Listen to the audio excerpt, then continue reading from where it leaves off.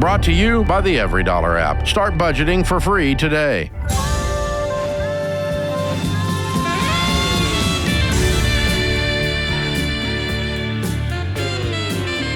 Normal is broke and common sense is weird, so we're here to help you transform your life.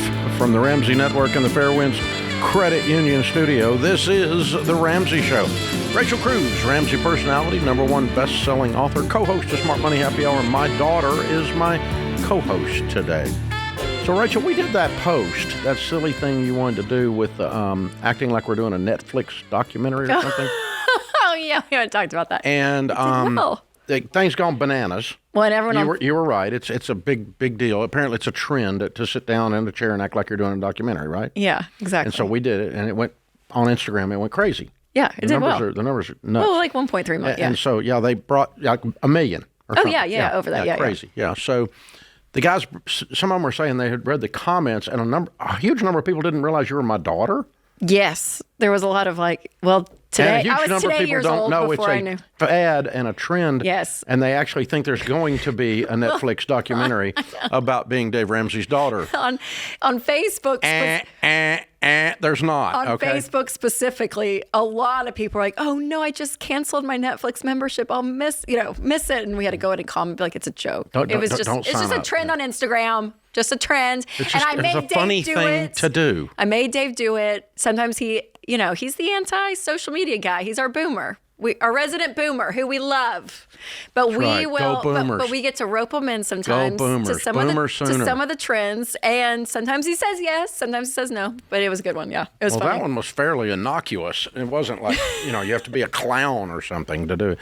No. We did one we are years ago. Do father-daughter. you remember when Twitter was Twitter back in the day? Yeah. Was it the ice water challenge or whatever? You dump buckets of water on people? For ALS. For ALS. Yes. And you dump, what is it called? It was the ice bucket challenge. Something like that. You dump buckets of ice on people and then you would play them doing it on. Yes. And so we ended up having the fire department come over to the front of our building and our whole team got dumped. Yeah. Remember, they rained on us with stuff. That was a pretty good post. And then you donate to. And that was a awesome. trend that I participated in. That is fair. That was fair. That was only 30 years ago. I was going to say that was 15 years ago, but that's fine. We're roping you in, Dave. We're roping you in. That's it. Yeah, I'm going to make me relevant yet. Nisi is in Minneapolis. Hi, Nisi. How are you? I'm doing well. How are you? Better than I deserve. What's up? Okay, I'm calling because I am in a position where I don't have to pay any household costs as far as rent goes. And I'm just wondering if I should use my income in this time that I have living rent-free to use this time to build my business or use this time to get another job and pay off debt as fast as possible. How much debt do you have? About $108,000. What does that consist of? Student loans, stuff in collections, and a tax bill. Okay. And where are you living? How are you living without rent? So I converted my SUV into a tiny camper, and I've been living out of my vehicle to expedite this process. And in the process, when you start working on your debt, everything starts coming into full swing, and the next thing you know, I'm getting garnished. My wages are getting garnished. So now I'm thinking maybe I should just put building the business on hold and get another job. But also, I don't have any rent to pay. So it's kind of like, which road do I take? Who's garnishing your wages? The state for taxes. Okay. For a business that you own? No, it's not for a business. So at it's all. like income tax. Personal taxes. Okay. Yeah. And how much in tax do you owe the state? I owe about $20,000 for state and about $12,000 for federal. Okay, and the state is who's garnishing you. The federal's not. That's correct. Okay. All right. And what do you make at your current job? About $83,000 a year. And that's being garnished. Yes. Okay. So how quick can you come up with $20,000 making 83 and living in your car? Pretty quick. Pretty quick. Yeah. I mean, like quickly and get rid of the garnishment by paying it off. The thing is, I've been attacking my car loan debt. And No. You need to take care of the tax debt. And when you're doing your debt snowball, you put IRS and income tax with the state at the top of the list because of what you're experiencing. And so we're going to get rid of the state debt as soon as possible. So $83,000, so $7,000 a month. So you're coming home with $5,000 or $6,000 a month, and you've got very little. I'm down to like about $35,000 or $3,500. Oh, because of the garnishment. Because of the garnishment. Yeah. How much are they taking? Yeah. It's about $276. $276 a week. Oh, okay. $1,000 a month. Okay.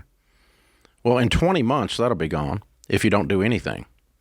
But we need to do something and get rid of it as soon as possible. So the question is, do I work a side job or a side business? The question is, do I work a side job or continue letting them garnish me, continue paying off my car, and then use this time to start my business as well? No, you don't start a business right now. No, you need to work as many hours as you can work getting paid money quickly, as much money as you can make morally, and you start with this tax debt and clear it first before you clear the car, and then you clear the IRS, and then you work your debt snowball from there. And when you get back on your feet financially, and you've got the IRS and the state off of you, and you've got place to live, then you get a place to live. Yeah. You were very nonchalant about the fact that you're living in your car. But I don't want you there for long. No. Yeah, it's not a long-term plan. I definitely plan on saving for a down payment for a house. No. You need to go rent a one-bedroom cheap apartment. I'll rent after my car. So the house. Yeah, and I would want to be out of. I would want you out of that situation in a couple of months. Like if you can go get a part-time job. We don't need to go into Minneapolis in the winter. Right. You need in the back of the SUV. So I want you to clear this debt as soon as possible, working extra, and throw $3,000, $4,000, $5,000 a month, because all you do is work at this state debt, and then go after the IRS, and then and somewhere in there get you an apartment. And get out of the car. And because if you're making $83,000 a year, you can live in an apartment and you can clear this debt and work side jobs. Well, and you have $3,500 left. So if you threw an extra $2,000, lived on $1,500 with food and the car payment, right? And then worked extra, you could technically put $5,000 away per month. Yeah, and that'd be 4 months. You'll be done. Yep. That's the direction. I'm sorry, Nisi. Wow. You're after it, kiddo. Get after it. I love it. I appreciate your willingness to sacrifice like this, but let's have a plan that this is temporary. Definitely in our past, not in our present anymore.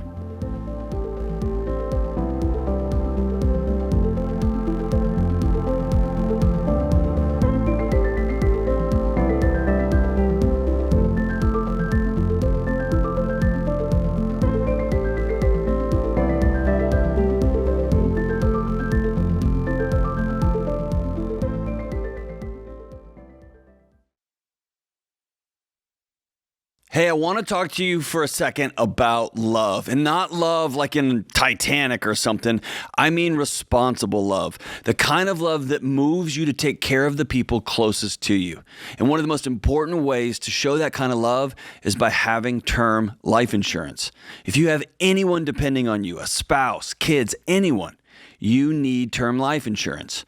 Term life insurance gives your family real protection if the unthinkable happens, so they can spend their time grieving and not worrying about how the bills are going to get paid. Xander is a broker who works for you, shopping the top companies to find the right coverage options for your needs and your budget. In many cases, there are options available with no medical exam and instant approval. My wife and I had term life insurance through Xander for years, long before I worked at Ramsey, because we trust them. Getting term life insurance is a way of saying I love you when you can no longer say it yourself. Go to Xander.com or call 1-800-356 4282 to find the coverage that fits your family.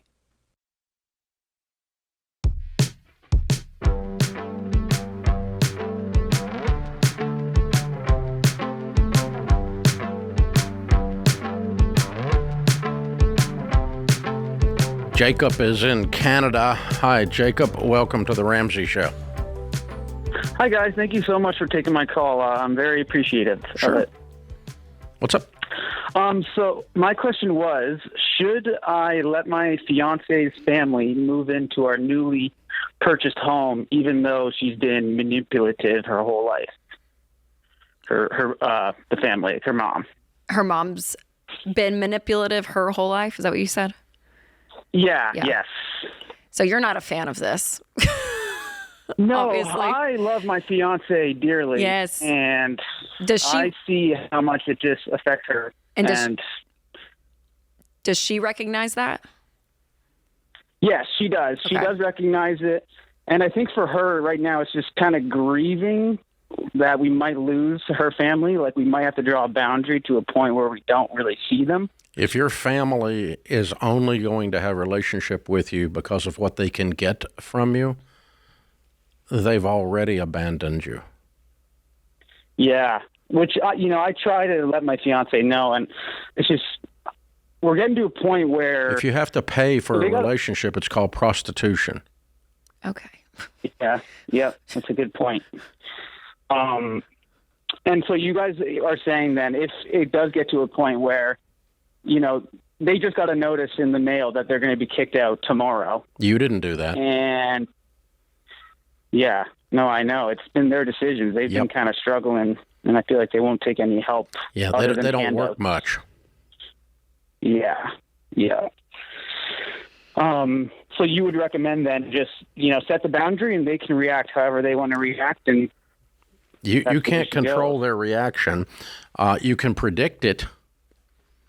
Yeah. And Jacob, they've come to you all. They've said, can we move in?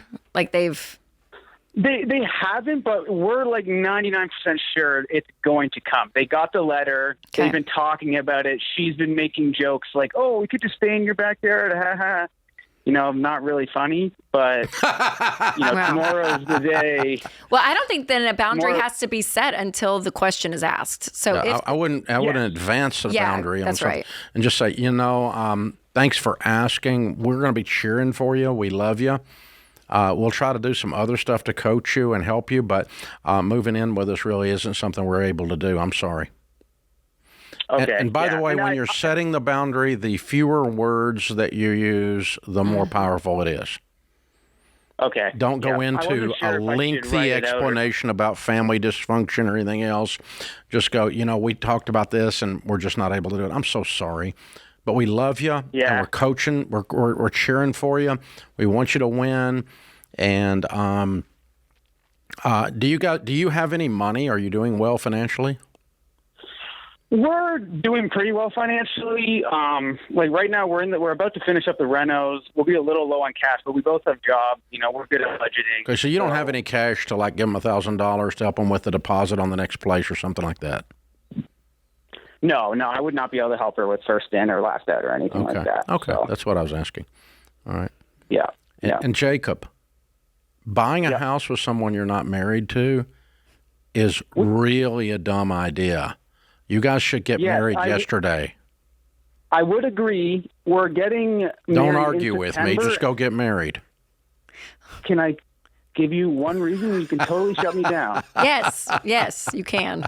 We're getting married in September. The venue's all booked, and the reason we went with the house earlier than we would have liked to is because it was a private sale. My cousin had owned the house previously. It was a good deal.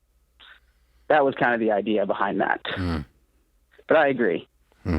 Except you don't agree. But yeah, okay. Hey, at least they have a venue and a date. Yeah, that's good. Okay. Yeah. And September will be here in a month. Yeah, we're moving. Yeah. We're moving that way. The reason I bring that up too is it does change the discussion too. If it's your mother-in-law versus your fiance's mother. That's a little change there. Yeah. My girlfriend who lives with me, who I'm planning to marry, parents have trouble. Versus who I am married to. Is different than my in-laws have trouble. Yeah. That's a different thing. It is, but also the result will be the same. The answer is the same, but how you think about it is different. So, in other words, if you were married, I would suggest that you don't answer the question when it comes, that she answers the question. Mm-hmm. Because if you tell her mother no, you're going to be the bad guy forever and ever. The evil man that stole her daughter and that is selfish and won't share everything with our dysfunctional family. But she needs to handle her blood that's crazy. And she does anyway, probably. But if I'm the boyfriend, I'm just going to be like, what do I care if you're mad? Just be mad. If I'm a husband, I'm a little more worried about the long-term relationship aspects of it. Sure. And I know we're planning to be a husband next week, but we're not a husband yet. So yeah. And that's one of the hardest parts of the money dysfunction with family. Mm-hmm. And especially we're seeing more and more grown kids with their aging parents, you know what I mean? And that's such a hard place to be, that if you have the relational equity and the means to be able to help and you choose to, that's beautiful and wonderful if that's what you want, but this idea that I have to, that it's now my responsibility to take care of them when they've not been responsible adults. We're seeing that. I feel like more and more. Oh, we see it all the time, yeah. And again, boundaries are a decision, but here's the thing. Henry Cloud talks about that in the famous book that is his best-selling book of all of his bestsellers, called Boundaries.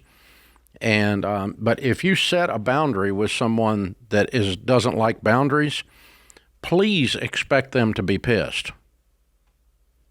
100% chance they're not going to like it. Because you don't have to be mean, but I mean 100. If they don't like the word no because they feel entitled, they feel like you owe them something because of blood that you have to live. That I'm going to live in your backyard. And no, you're not either. Passive aggressive. Not funny. I agree with him. Not funny. Throwing that out there. That was pretty funny. Not funny. Not funny. Not funny. I like Trying to be funny, but not funny. Jake is in Pensacola. Hey, Jake, what's up? Hey, guys. Thanks for having me on. How are you doing? Better than I deserve. How can I help? So my wife and I just recently started saving for her to go to PA school, and that's about 3 years out from now. And what we've been doing is stacking cash into a money market account, and I want to know if we're doing the right thing by doing that. Yeah, that or high-yield savings is fine. What's your rate on it? Yeah. It's 3%. That's what I found through Fidelity. Okay.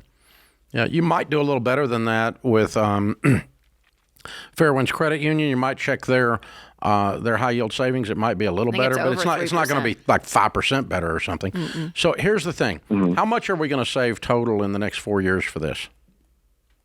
I want to save. We both want to save around $90,000. That's a little bit overshooting for the nearest school, but I just don't know if our expenses are going to be that much higher. Gotcha.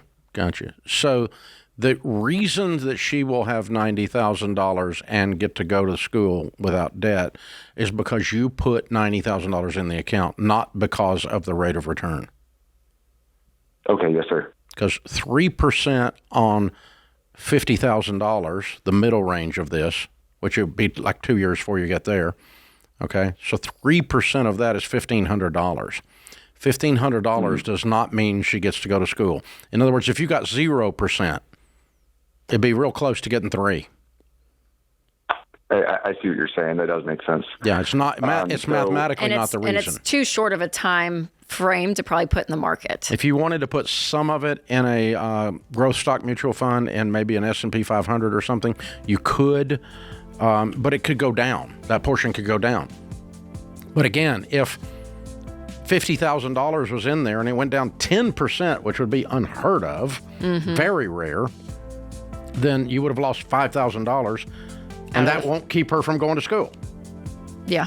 So the investment vehicle is not going to make her go to school or keep her from going to school unless you gamble it 100% on something stupid like crypto or a hand of poker or something dumb like that, or DraftKings, which we're not discussing any of those things without laughing.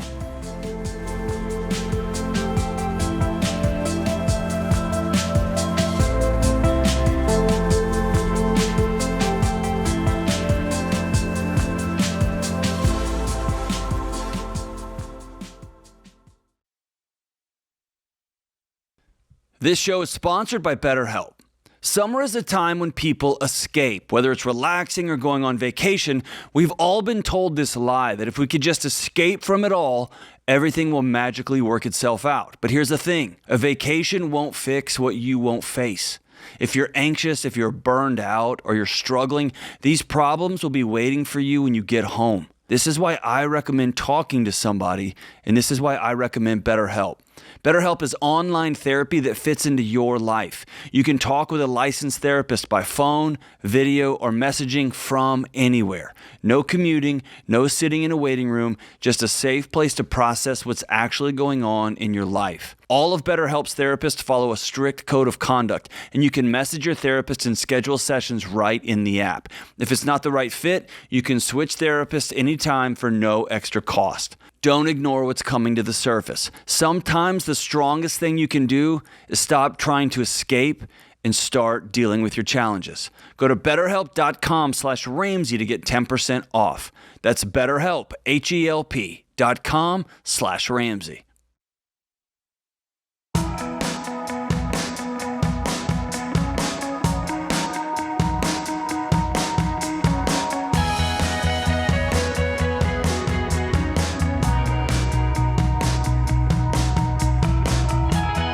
If you're sick and tired of being sick and tired, if you've said, I've had it, I'm ready to do this Ramsey stuff, I'm going to sacrifice to win, I'm going to get out of debt so that I can build wealth and be generous, our Every Dollar Budget app helps you to do that. It helps you find extra money every month, builds you a personal plan to beat debt and build wealth. In 15 minutes, the first 15 minutes, you're going to find thousands of dollars in hidden margin. You're going to feel like you got a raise, and you're going to be off for the races. Don't be normal. Live like no one else. Start Every Dollar for free in the App Store or Google Play. Anna is in Atlanta. Hi, Anna. How are you? I'm great. How are you? Better than I deserve. What's up? Hi. Thank you for taking my call, and I have lots of respect for you. Thank you so much. Thank you. So my question to you is, I have a real estate property. It's a townhouse that I bought a few years ago. I paid cash, so there's no mortgage on it. I have credit card debt of $50,000 and a student loan of $40,000. So the real estate is worth about $200,000. So my question to you is, should I sell that property for $200,000 and then use that to pay my credit card and my student loan? What's your household income? My salary is $70,000, but I rent a couple of the rooms in my house, so it brings me up to like $110,000, including the rent on the townhouse. Okay.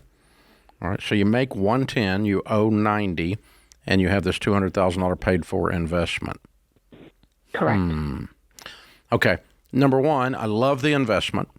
I think it's great, and you like it. I can tell by the way you talk about it. I do. You don't want to sell it, okay? No. So the trade-off is that you're going to have to live on beans and rice and beans, no vacations, no eating out, and do anything you can to earn some extra money. You're already doing a lot of things to earn extra money, but anything you can do to get these debts knocked out fairly quickly to make keeping the investment make sense. If you're going to be 10 years wandering through this debt, it doesn't make sense. You need to sell it. But if you're going to say, I'm going to knock this out $30,000 a year and be done in 3 years, or $45,000 a year and be done in 2 years, which would be like $4,000 a month or $3,000 a month. Okay. Could you do that? Yeah. I should be able to. Yeah, absolutely. If you do that, then I'd probably try to hang on to it because it sounds like a good piece of property. Yeah, I get $1,750 per month. That's a good return on $200K. That's good. Yeah. That's a good cash-on-cash return. Good.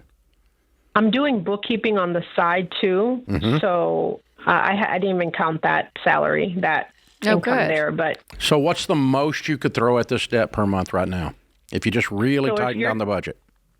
If you're telling me that I can do $3,000 a month, then I'm going to do that. Well, I'm just asking, have you looked at your budget?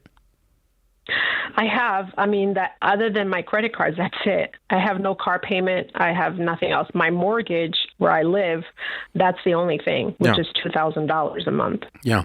So I'm saying when you get on Every Dollar and download it tonight and lay it out. You're a bookkeeper. You're smart.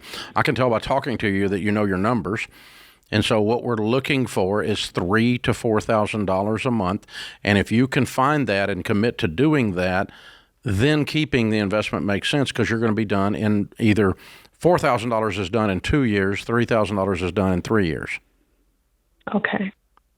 See, 36 times 3 is going to knock your 90 out, or 4 times 12 is 48 a year, and that's 90 in 2 years. Okay. Okay. So I've been doing the snowfall effect. Mm-hmm. Yeah, I would do that. So I would do that and throw it at this, but you've just got the 2 debts, right? Yeah, my credit card and my loan, my student loan. Yeah, and so knock the credit card. The credit card's a smaller one, right? Well, there's different credit cards. So okay, so knock out. That I list the credit cards out, smallest to largest, and attack them in that order. And that's going to put the student loan at the bottom, which actually ends up mathematically correct as well. So that's good. Got that going for us. But yeah, I think you're amazing, and I think you can do this. But that the answer to your question is it does not make sense to keep the investment property and drag this debt out a long, long time. It does make sense if you like the investment property and want to sacrifice and do $3,000 to $4,000 a month on this debt and be done in anywhere from 2 to 3 years and keep the investment property. That does make sense. But you would tell someone if they had $200,000 in an index fund to cash out part of it to pay off the debt. I would, but that's a lot easier transaction than real estate. And less expensive transaction. And this piece of real estate's a known factor. Mm-hmm. Of course, that's a known factor too. But that's very liquid, is what I'm saying. Yeah, you just got to push one button and that money shows up in your account. Right. Okay. With real estate, you got to sell it. You're going to pay brokerage fees. Totally. And then later you're going to reinvest. You're going to pay a bunch of other fees. And so there's a lot of gyration lot of gyration that goes on with real estate. And the point is too that she enjoys it, because we do talk to some people and they have an extra property and it's a headache and they don't enjoy it. So you're like, if you want to take 200, throw 100 at your debt, take the other 100, stick it in an index fund, and just let it ride, and be more of that passive investor. Yeah, you go can do that direction, exactly. But if you love real estate and that's part of how you want your long-term play, keeping that. Good point. Brett's in Kansas City. Hey, Brett. Hey, Dave. How are you? Good, man. What's up? Hey, just a question. So recently just went through a divorce, finally got all our financial, child support, all that stuff kind of figured out. In the next few months, I'm going to be getting some equity in the house I used to live in. And I'm curious, since she's going to be getting some of my retirement, I'm wondering, should I put that money back into my retirement, or should I use that equity to pay off my bills, some of the loans, lawyer fees, and then that would pretty much put me debt-free. How much is she getting from your 401k? Well, it's capers. I'm in the public school system here in Kansas. How much is she getting from that? It's going to be about half. I've worked for 20 years, and we've been married 17 of that. So does it have a dollar amount on it? I have $87,000 in there right now. Okay, so she's getting $43,000. Roughly, yes. Okay, and how much equity are you getting out of the house? About $60,000. Okay. Why didn't you leave your 401k alone and take less out of the house? That was just part of the deal. I know. Why? That we came to during mediation. Why? It's a bad idea. Well, you can't go back now. You could, hypothetically. Brett, how much is all the bills, the lawyer's fees, debt, everything? Let me see. I got the biggest one's a vehicle that I got in divorce that she basically kind of gave me, or that we came to an agreement on. 47, right about 50. What's the car worth? The car is probably worth 35. Okay, and you don't need it, right? I have two vehicles. One's paid off, and that but it's one super old. and it's always in the shop getting repaired. And basically, we bought a truck about a month before we separated, so we don't. I mean, it's 30. I owe $30,000 on it. And that's part of the 50? That's part of the 50. Yes. Yeah. I'd sell the truck. Mm-hmm. And throw some of the money at the difference. Yeah. And if you need to buy a $10,000 car with some of the cash, that'll be fine. But I'd get out of that truck debt instead of paying it off and keeping it. What's your income? My main job, I make about $87,500, and then I make about $25,000 and just some other side stuff that I do. Yeah. Okay. Well, yeah. I don't think you go back and change it like I said originally. I think you stay with the deal you got. You take the cash. You become debt free by getting rid of the truck, and you're not got enough to do much else with. Build an emergency fund. By the time you pay off everything, there's not much left. And then go back to retirement.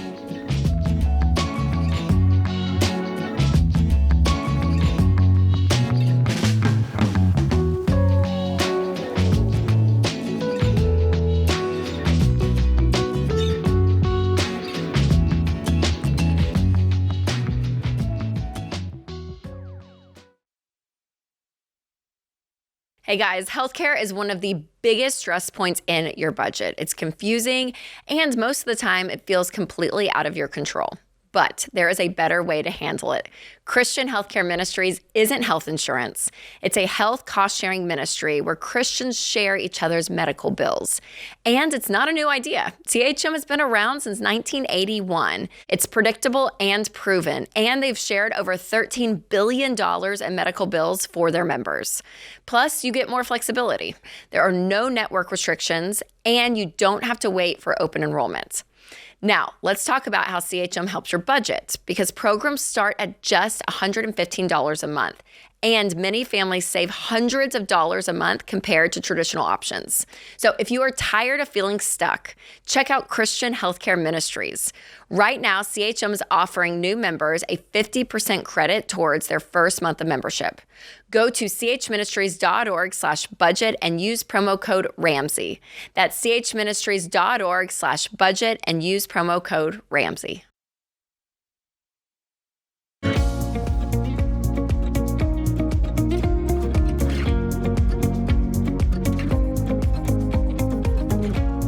Tari is in Charlotte. Hey, Tari, what's up? How you doing, sir? Better than I deserve. How can I help? Okay, so I'm trying to clean up my debt. And so a debt collector, they sold it off to another debt collector. So I called them up and tried to basically settle the debt. So they told me they can't collect on it, and it's reached the point of I can't remember the term he used, but they said that they can't collect on it, or they don't report on it to the credit bureaus, and I'm trying to get it off my credit report. Like, I'm trying to get it off. The debt collector that bought the bad debt said he can't collect on it. Yeah, he can't collect on it, and you offered him money, and he didn't want the money. Yeah, I tried to settle. The debt, and he said it's the point of statute of limitation or something. He said exactly. That's exactly what it is. It's past the statute of limitations. Past those limitations. That is so unusual. That's true, right? But it's so unusual that a debt collector would actually tell you that instead of just take your money. Right. So now my thing is, how do I tackle it and get that off? I'm trying to settle it and get that. Okay, first thing I would do is call the debt collector back and ask for an email from him saying in writing what he told you on the phone. Okay. I mean, so I did call him back, and what they said was, he said, our team will handle it, file it in a dispute. Our team will handle it? Yeah, and she was like, no, I'm asking you to send me call them back. I'm asking you to send me an email saying that you cannot collect this debt because it is past the statute of limitations. I'm asking you to send me an email saying that. That's what I want him to do. Okay. Number one. Then number two, you've got to write to, and there's an email place to do it on each of the websites, all three credit bureaus. Right. Okay. Okay. And what you do is you say, this particular debt, I am disputing it as being valid. Don't go into detail. Don't mention statute of limitations. Just say, I dispute this debt.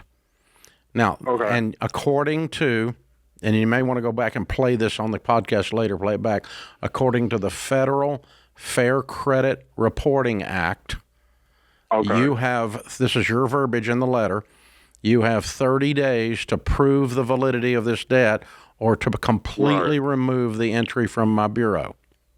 Exactly. And you send that.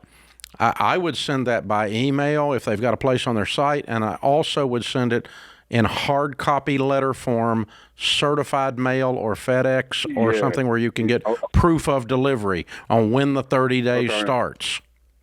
Okay. Because all the other credit, you know what I'm saying, I was able to, settle on, or just the one that they said they couldn't really, they don't report, or they don't report on it, nor do they whatever else they do. They don't. Well, he can't collect on it because it's past the statute of limitations, and if it found out later that they collected on something that they're not allowed to by law, they could get in trouble. But most of the time, these guys are so scummy, they don't care. They take your money anyway. So I'm a little shocked, but it's okay. It's coming out in your favor. So, you need to send a certified letter, Federal Fair Debt Collection Practices Act and Federal Fair Credit Reporting Act is the two federal laws that dictate how this is handled. And when you dispute the validity of a debt on your credit bureau, they have 30 days to prove it or remove it.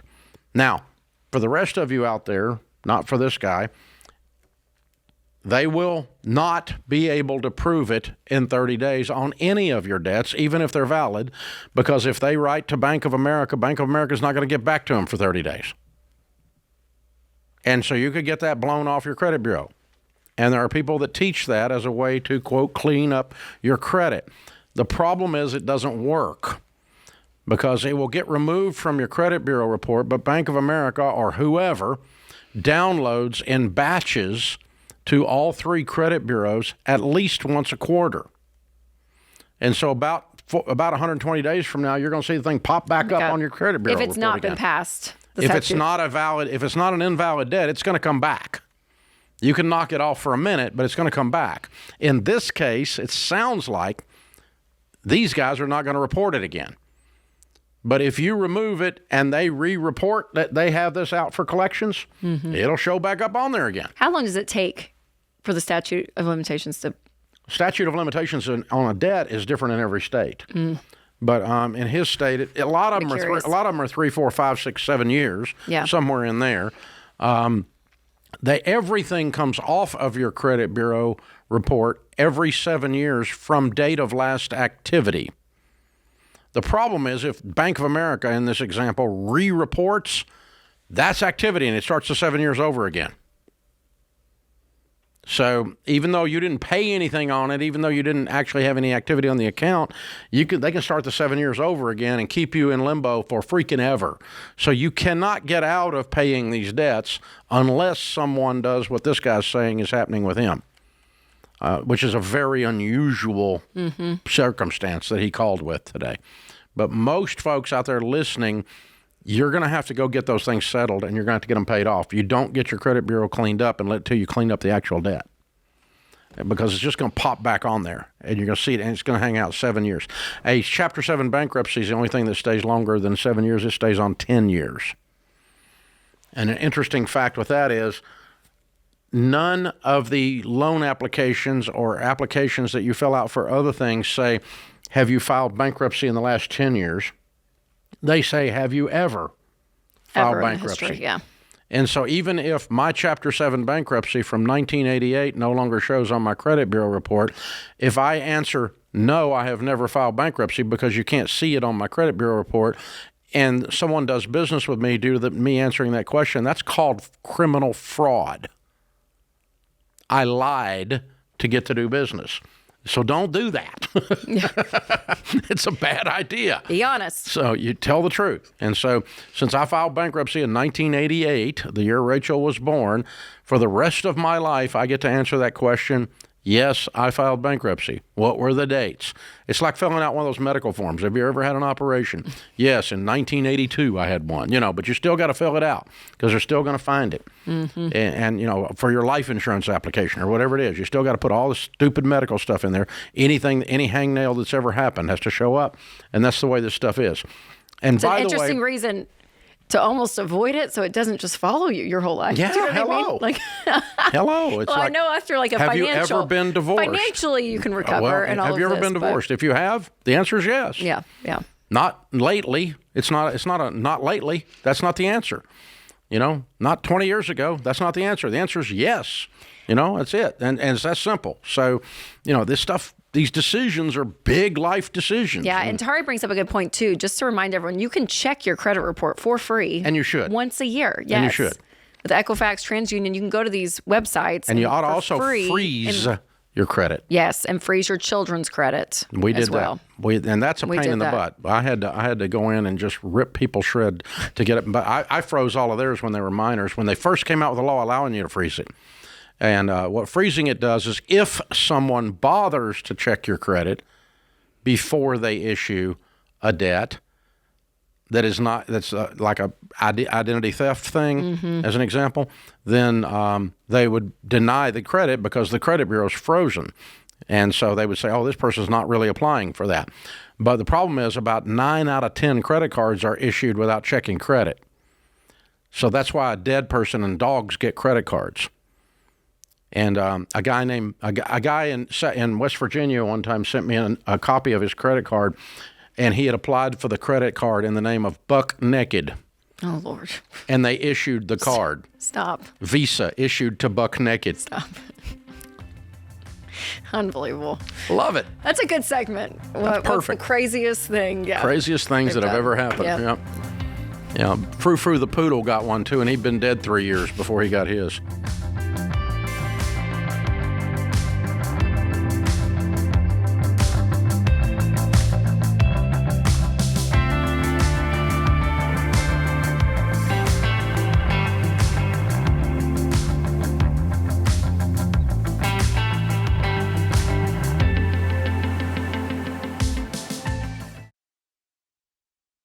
If you've worked hard to keep your car running, the last thing you want is stress when you're running the kids all over to summer activities or loading up the family for a well-earned vacation. That's why I trust Christian Brothers Automotive. Listen, most people don't worry about their car just because it's older. They worry because they don't feel confident about what's happening under the hood or who's working on it. And that kind of uncertainty can turn a simple trip into a stressful one real fast. But Christian Brothers is different. They use digital vehicle inspections so you can see what your technician sees, know what needs attention now and what can wait, and make decisions without the pressure. That's how you protect your time, your money, and your travel plans. And Christian Brothers stands behind their work with the Nice Difference warranty, 3 years or 36,000 miles, whichever benefits you more. So before your next trip, take care of the car that's taking care of you. Go to cbac.com/Ramsey to schedule your service and get 10% off your visit. That's cbac.com/Ramsey, 10% off up to a $250 value. See stores for details.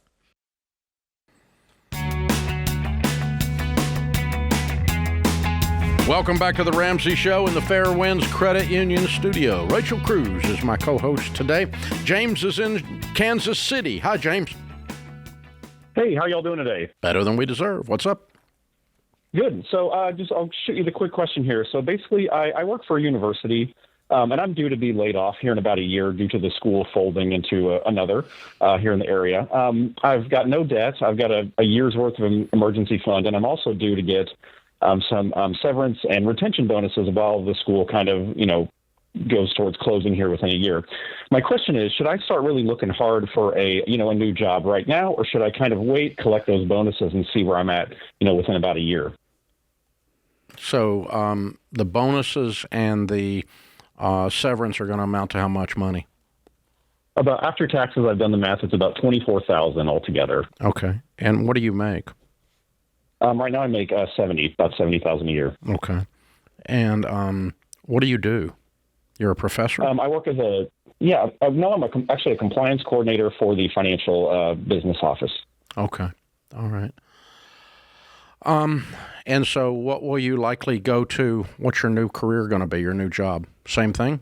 Well, I've been thinking about that. There's also some different, whether I work for maybe a bank or a financial, like credit union or something along those lines, where I get back into compliance or risk management. I'm kind of on the fence with it. Probably a lot more money there, isn't there? 100%. Yeah. By far. Okay, so let's pretend that you found a new job making $120,000 today, and they wanted you to start today. Well, you would take that because 70 plus 24 is less than 120. Yeah. Let's pretend you found another job making 70. I would not take that until the last day of my other job, of my current job, because I would want to get all the bonuses. But I think you're probably going to move up in pay as you shift the type of compliance work that you're doing so much that this bonus is not going to be worth sticking around for. I think you're right. I think that's the math. I'm going to let math drive it, but go out there and start poking around. Yeah. Have you talked to anybody, James, just in that industry and just kind of have a feel out of how easy it could be to get your foot in the door somewhere? Yeah, I've done some poking around. It's definitely going to be a lot harder. I actually used to work in the banking industry. I want to maybe jump back in. And I know you guys say, don't just throw applications out there. So I'm really trying to hit my connections, to see kind of what I can get. Right now, I haven't had a lot of hits, but I know the job market is slow. You ever had any history in the securities side of, like working for a broker-dealer or something on that side of compliance? I have not actually, but It's worth looking into. Okay. It pays better than banks. That's why I was asking. Sure. But if you've had the history in the bank and you can get your foot in the door, I don't care. But I'm actually thinking you're probably going to go move to six figures. Does that sound right? It does. It takes a lot of course, effort. Yeah. Obviously. But why not? Why not work on it now? Mm-hmm. And if you could get six figures starting next month, then we would just go ahead and say goodbye. Yeah, I think that's fair. Yeah, so let's do that. And I'll send you a copy of Coleman's book, Proximity Principle, which is what you're referring to use your connections to get in the door on things. For sure. And the wisdom of, he's at the luxury of just say it gets down to the wire. He's got 3 months or so of pay, plus a year big emergency fund. Nothing's on fire right now. You know the end is coming, so you want to start having these conversations, but in a great way is if you have 2 or 3 options ahead of you, you get to kind of make that decision of what's best for you. You get options. There's no urgency of, oh gosh, we have to start making an income, because we get some of those calls and it's like, you got to start doing anything. Yeah. Well, and when you're desperate, you don't interview as well. Yes. Your body language is different. Your voice tone is different. You walk in the door different. You feel different. They can feel it in the air that you're scratching and clawing at this. And if you're like, I'd like to do this. It looks good. If it's a good fit, let's talk about it. And is this a good partnership? And that's a completely different interview. Yep, for sure. And in this, there's nothing. There's no moral obligation by any means to stay. But is there any level of loyalty of, hey, I'm gonna Nope. finish out this? I'm gonna go down with the ship. Roll well. A college that went out of business. Well, I don't know. Because they didn't follow my compliance guidelines and didn't stay financially solvent. Could be that too. Yep. Oh my gosh. Donald is in San Antonio. Hey, Donald, what's up? Hi, good afternoon. Thanks for taking my call. Sure. How can we help? So me and my wife are retired. We're on baby step 7, and we are still doing the envelope system. And my question is, are we better off? Because a lot of the envelopes just build, like the ones we have for car repair and doctor copays and jet bills and all that.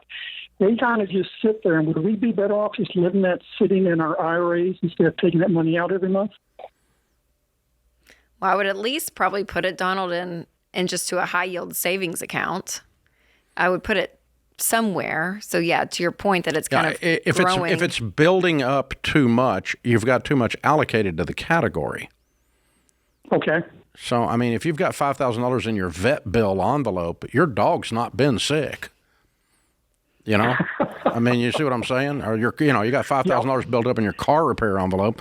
You've over budgeted for car repairs.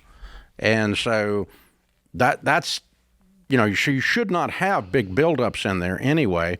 But a lot of people, including both of us, have gone to just very few or no envelopes, and instead are just using the every dollar budget and using a sinking fund approach inside, which is a little miniature savings account, like a miniature envelope per category inside your every dollar budget. And it explains where your money is. And a lot of people are using that digitally now rather than the actual physical cash in the envelope. My wife still carries a couple of envelopes. She still does that. But everything else we do at the Ramseys is now done with a debit card and with a budget system, and it is at your house too, right? Yeah. So cash has gotten unlimited. Yeah, but you're right. What ends up happening is that you've got the money to do stuff, and you just do it, and then you look up and go, God, that envelope's got like $6,000 in it, and I'm walking around with this in cash. So no, that you. Yeah, and I would say the envelope system, the purpose of it is to control your spending, to know what's going on per category, and to have a level of real life accountability that when there's no money in the envelope, we stop spending in this category. So people that are just starting to budget, I think it still is for 2 or 3 months. Just test it on groceries, on a couple of things. Because again, it kind of just gets you back into this rhythm of knowing exactly what you have because it's physical money right there. And so that's really the purpose of the envelope system. But Donald, you guys are maybe step 7. You're the main reason for it is I think you guys have probably outgrown that main reason. So if you put everything into, a Fairwinds credit union high yield savings account, you would be great. You would be fine. You would not be doing anything. Yeah, that'll work just fine. But the interesting thing is, by the way, for those of you that want to try this or you're just getting started, that the actual research says that when you spend cash, when you hand Uncle Benjamin Franklin over to the cashier at the grocery store, it activates the pain centers of the brain. It hurts to spend cash. It does not activate the pain centers of the brain to hand them a piece of plastic. So you spend more.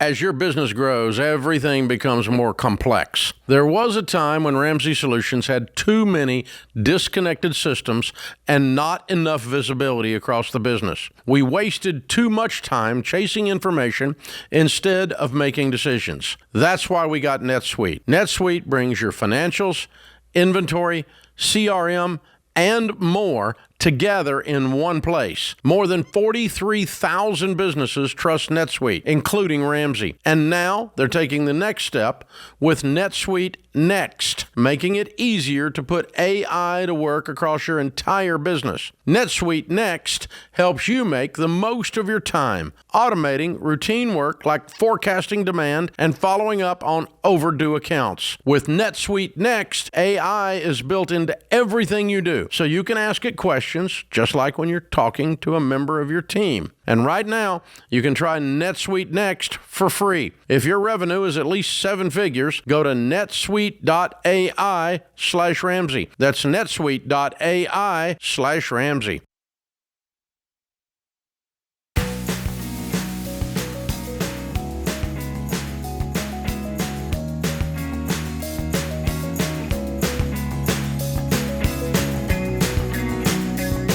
Offense is investing. Defense is insurance, the right kinds at the right cost. You need both offense and defense to win the game, by the way. The right insurance acts as a shield around your loved ones and your wallet if some kind of disaster hits. Our free insurance coverage checkup helps you figure out if you have the right coverage by giving you a personalized action plan with clear next steps. Go to RamseySolutions.com/checkup to get the free coverage checkup and find out if you have the right kinds of protection at the right cost. Julian is in Houston. Hi, Julian. How are you? Good. How you doing? Better than I deserve. What's up? Okay. So I have my question is, I currently have a truck. I owe $38,800, my payoff. There's a dealer interested in purchasing it for $44,000. My question now is, I do have a side hustle that I do monthly when I'm off from my work. My side hustle brings me in roughly around $1,300 to $2,000 per month. My truck, monthly I'm paying average about $1,000 with insurance. My diesel monthly is about $400. Does the side hustle have something to do with your truck? Yes, sir, because my side hustle, I do pressure washing, so I need to tow my trailer with my water totes, containers, and chemicals. Yeah, but you could tow your trailer with a $10,000 truck. Right, that was my question now.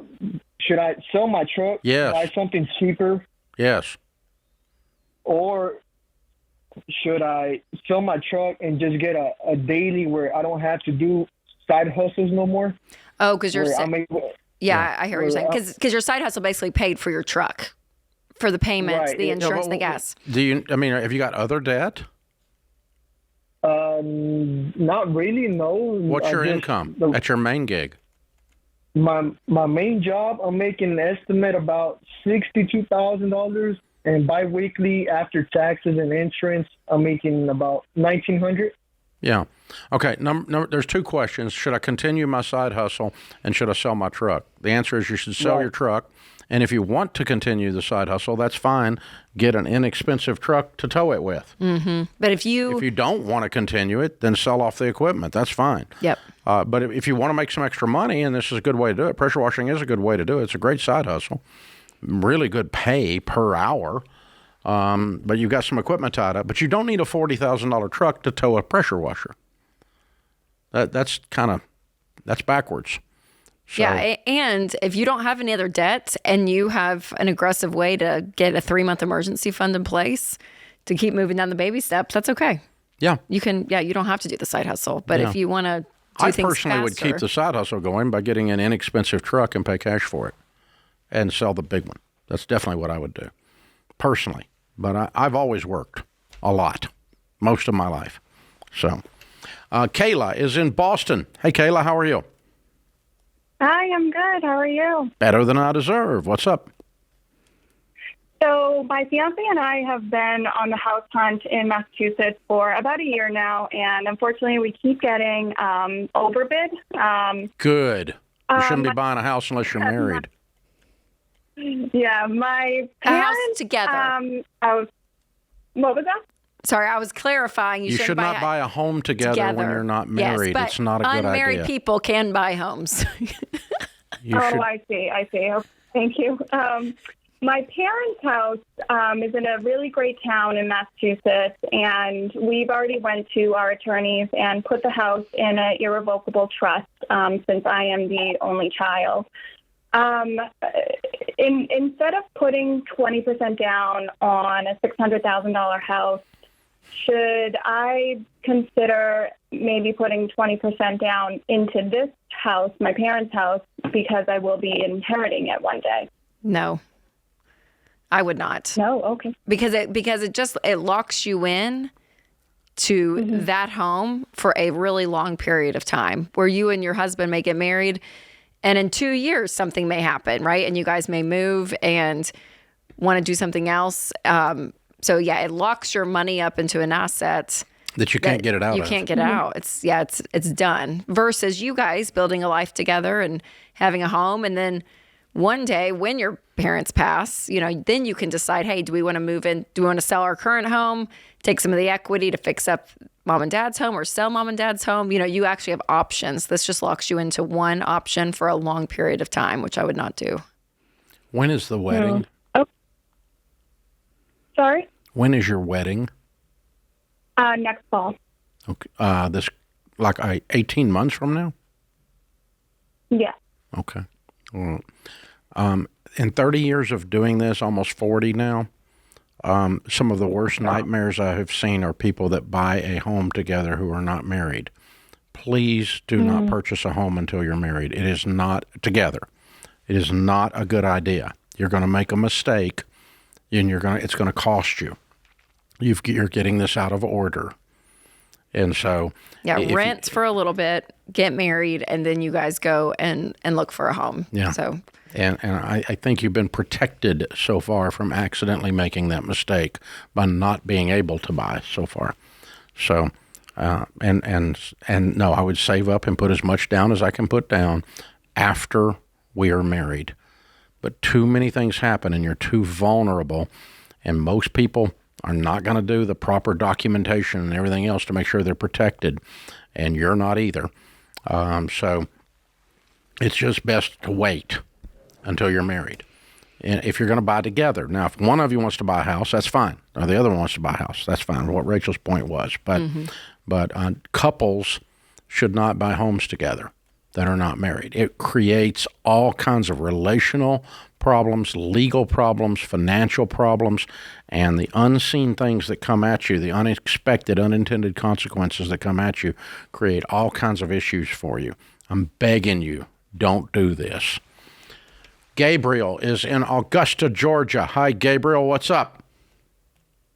Hi, Mr. Ramsey. I'm doing well. How are you? Better than I deserve. How can I help? So here's the situation. I'm active duty military. I am married with 2 daughters, a 1-year-old and a 3-year-old. And we own a home. I put no money down in it. I use the VA loan. No debt other than that. That's a $250,000 mortgage, and I owe $243,000 left on it. And besides that, we just have my wife's student loans, which is about $12,700 left. So we're working on baby step 2, working on paying it off. But I'm thinking ahead and thinking if we have a third kid, we're going to need a car that can have 3 car seats, and neither of our cars can do that right now. How old is your youngest? Well, youngest is 1-year-old. Okay. So how far out is this problem, do you think? Problem? Child. No, the problem is the third car seat, not the child. Not the child. How far out? The problem is I need a car. How far out is that? Yeah. So I mean, not to get too personal about it, but we're not. We don't believe in using birth control. Oh, okay. So we're gonna try natural. So we're gonna try natural family any planning. minute. 9 okay. 9 months. Right. We'll just say 9 months. Okay. Yeah, so how much do you have saved towards the next car? Well, I 0 right now. Okay. And how much is the current car worth? We have 2 cars. I have a beater I drive to work. That's probably worth less than $2,000. Mm-hmm. What's the other it's car fully worth? paid off. And the other car is worth. I could probably sell it for $17,000 right now. Oh, okay. Perfect. So sell it for $17,000 and buy something that holds 3 car seats for $17,000. Yeah, go get you a used van, a 9-year-old van. Honda Odyssey is what I recommend. And if you can save up some cash to put with the 17, maybe you could move all the way up to 20.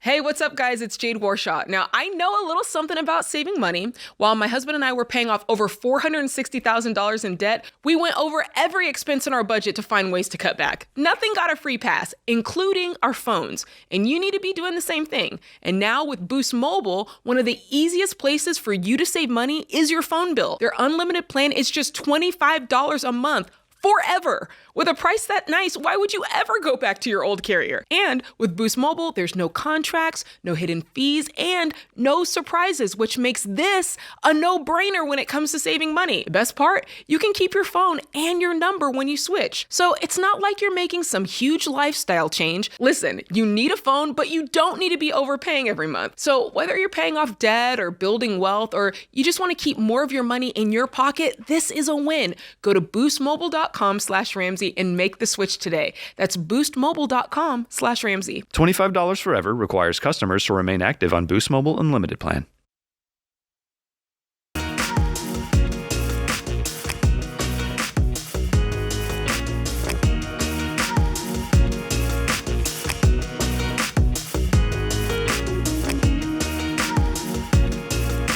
Today's question of the day is brought to you by Why Refi. One financial mistake doesn't have to define the rest of your life. If you've fallen behind on your private student loans in default, Why Refi can help you explore low fixed rate refinancing options and affordable payment plans. Go to whyrefi.com/Ramsey. That's the letter Y, REFY.com/Ramsey. Might not be in all states. Today's question comes from Carly in New Mexico. She said, my husband and I are in our 40s and we have a household income of $80,000. We are debt-free except for mortgages on our home and business building. We have a fully funded emergency fund and about $75,000 in retirement. We have a net worth of over $1 million, but it's almost entirely made up of the equity and real estate investments. Should we be concerned about retirement if we have all of our eggs in one basket? I mean, over the long term, yes, I would be concerned. I mean, if you see a plan out of this where you start to equalize some of this in the next 4 to 5 years, I would be more okay with it because of your age and where you guys are at. But I would be making sure that you're funding 15% of that $80,000 in retirement so that you don't become real estate heavy again over the long term. But that 15% will help you kind of balance it out. But yeah, I personally wouldn't want all my net worth purely just in real estate. I would want cash available and real estate investments, or I'm sorry, retirement investments like 401ks. The problem is there's a shortage of cash in that situation. Mm-hmm. And so that lack of liquidity is going to pinch you, even if you have a high net worth. And it's all in real estate. I don't mind it being very heavy in real estate, but being cash poor is what I mind. No liquidity. And so having some other types of retirement investments to provide the cash is fine. But because these are not people that love real estate, for some reason, end up cash poor if you're not careful. Right. Because a lot of the investments, they're not providing the cash, right? It's tied up in a business building. And unless the business is paying rent to the building, then you make money that way. But there's no cash coming out of these investments. Nothing to panic, but I would start building a liquidity position is what we would call it, meaning some cash. And a good way to do that's exactly what Rachel said. Start putting 15% of your income away into retirement, into some good mutual funds. And that, over time, that's going to be plenty. That alone will make you another several million. Mm-hmm. All right. Dennis is in Atlanta. Hi, Dennis. How are you? Hey, Dave and Rachel. It's an honor to speak to you guys. You too. What's up? So, I've got a question for you. I am 32, no kids, not married. I'm going to be finishing baby step 2 this week and should be done with baby step 3 in about 2 months. And then that will put me into baby step 7. So, I'm kind of not sure what to do. I know I'm going to max out my Roth IRA, put some money in my work 401k, but really just don't know what else to do at that point. Is it because your house is paid off, or do you own a home, or are you living somewhere else? Yes, I own a home. It's paid off. And it's paid off. Okay, good for you, Dennis. Way to go, man. Yeah, well done. Way to go. Yeah. So, I would max out all the retirements, and then I would have some other investments going in non-retirement.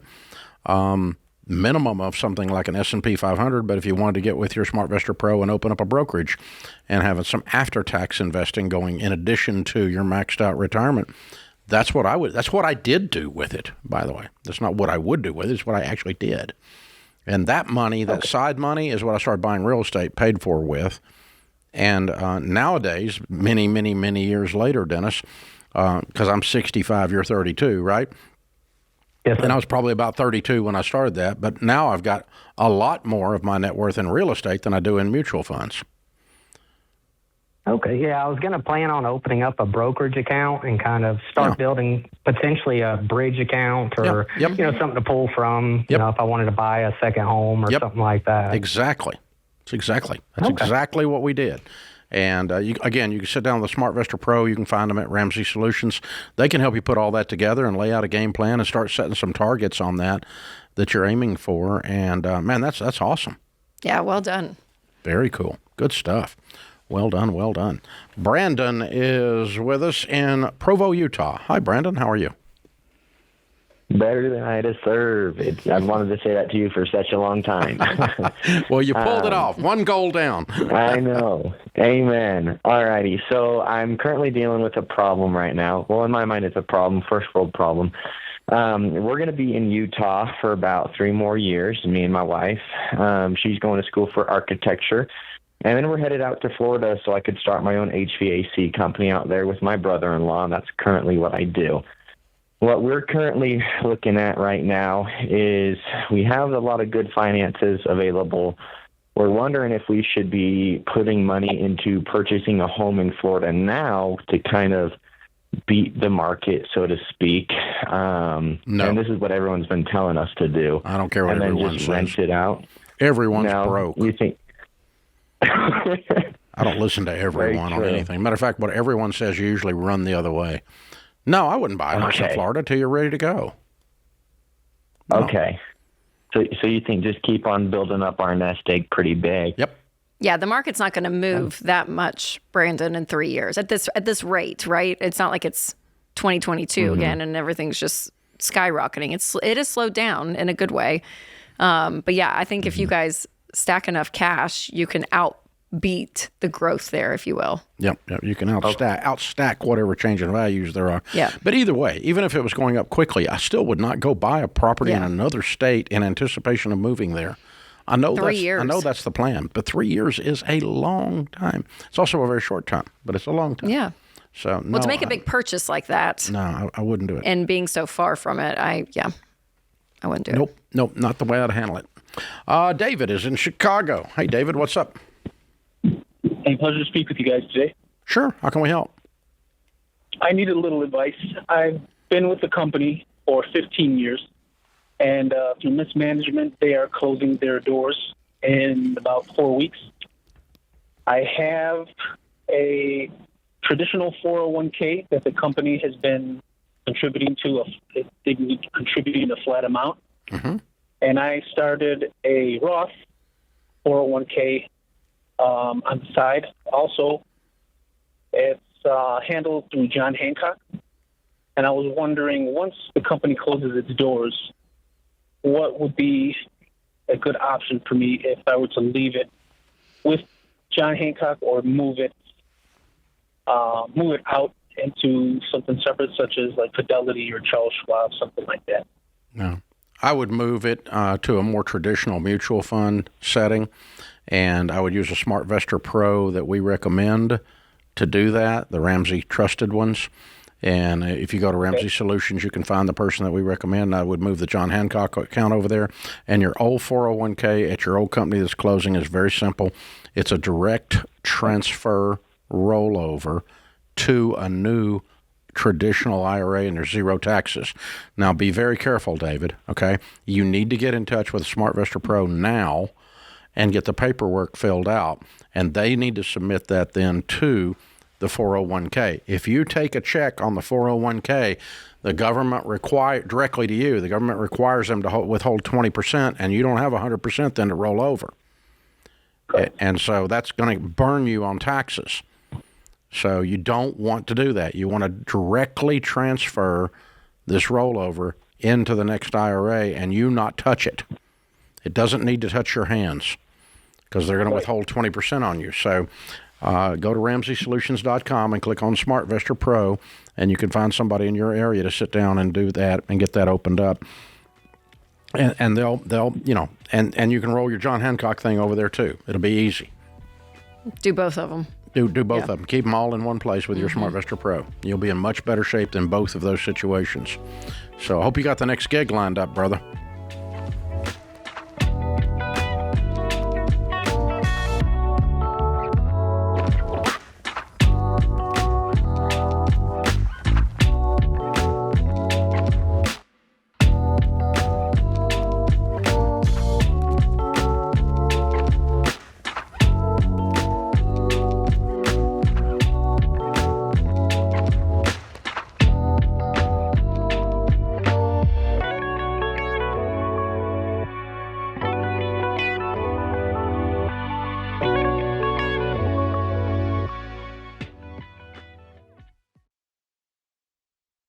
As a dad of young kids, I'm starting to think a lot more about the world they're growing up in and how I'll help them make sense of it as they get older. And that's why I like World Watch, a video news service for preteens and teens. Because one thing I know for sure, if you don't teach your kids how to understand the world, somebody else will. And these days, that could be TikTok, YouTube, Instagram influencers, or whoever happens to show up in their social media feed.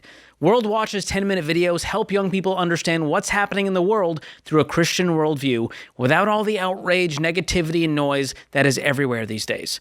The reporting is factual, engaging, and designed specifically for preteens and teens. And World Watch creates opportunities for something every family needs more of: meaningful conversations. Instead of just reacting to headlines, kids learn how to think about what's happening in the world, and parents get a chance to keep those conversations going at home. Because when my kids are old enough, I want them informed, not overwhelmed. And right now, you can get a 30-day free trial. Just go to worldwatch.news/Ramsey or use promo code Ramsey to get started. That's worldwatch.news/Ramsey.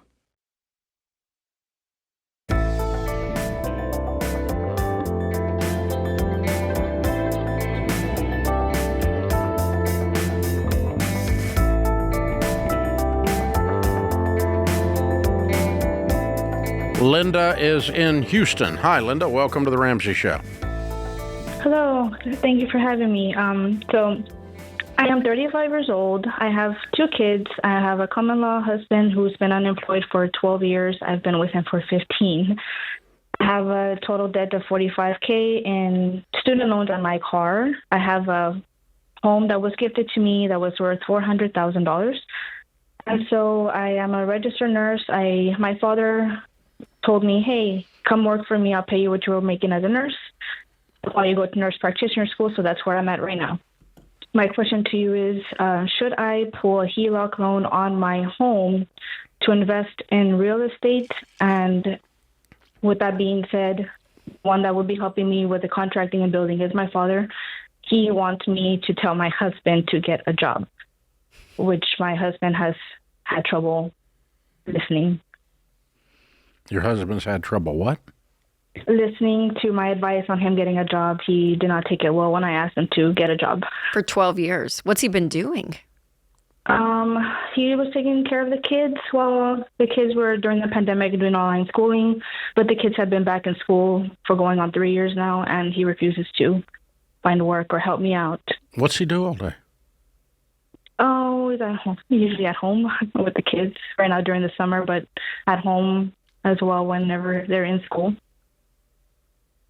Keeps up with the home. And he just says, I want to take care of the home and the kids, and I don't want to go get a traditional job and make a living. Yes, I have talked to him and asked him to help me out because we are still currently living paycheck to paycheck. Even with the you kid said at home. common law, so you guys are never married. Correct. You're never married. No, we're not legally married, no. Okay. So, I'm curious why you put up with this for 12 years. Oh, yes, I asked myself the same thing, but the fact that we have kids, and I have tried talking to him about helping me work. I'm tired of living paycheck to paycheck. I want to grow. I'm 35 years old, and I'm already planning retirement. I want my kids to be able to be financially ahead, just like I was thanks to my father. Yeah, I also don't want to be married to a knot on a log. A lazy guy. Oh, yes, I agree. I mean, aside from all your personal goals, it's just hard to respect a guy that sits on his butt all day. I agree. I agree. So because I wish he had the same. And I'm assuming that attitude of a little bit of laziness and apathy plays into every part of his life, right? Your marriage and all. It's who he is. Yeah. Yes, I make a decent amount of money. You know, I wish I made more. We live comfortable, but like I said, we're paycheck to paycheck, one disaster away from everything crumbling. And so the house is in your name, yes, correct? Yes, the house was gifted to me by my father. Everything's under my name. And in your state, the common law status does not give him any access to ownership in the house, right? No, because it was gifted. He doesn't have anything. But now I worry if I do pull a HELOC loan to invest with my father. I would not pull a HELOC loan to invest with your father under any circumstances. Okay. Period. We don't teach people to borrow money to invest. We teach people not to do that.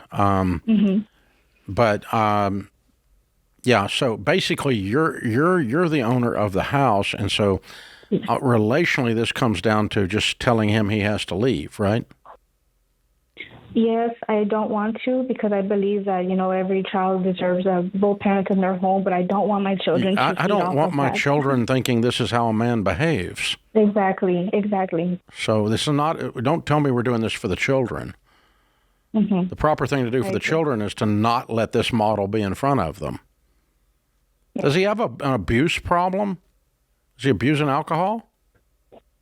He's had a past with substance abuse. You sure it's in the past? Yes, so once in a while currently. Once in a while. That's not in the past, by the way. Now, if you've been an abuser, if you've been an addict, and you're drinking again, that's not in the past. Okay. Okay. Well, I'm not sure exactly what our question is on the table, but what I would tell you to do is, no, I would not take out a home equity loan to invest with your father. Borrow on the home that he gave you that's paid for. That's a little weird. Okay, not even thinking about that one.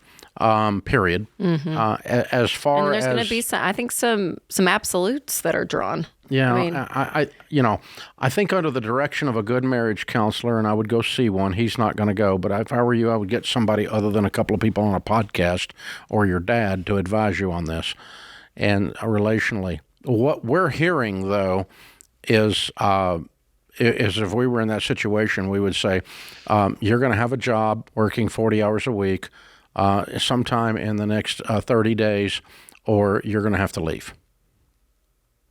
And that's what I would have done 11 years ago. Not sit on your butt for 12 years.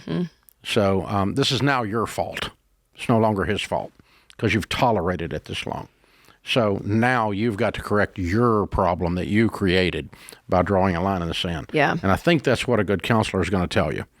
But you ought to have someone other than us tell you how to do that, other than your dad. Yeah. And I was trying to flip the script in my head. If a man called and said, we're paycheck to paycheck, my wife refuses to get a job, X, Y, and Z, does that make a you know what I mean? I'm playing that out in my head.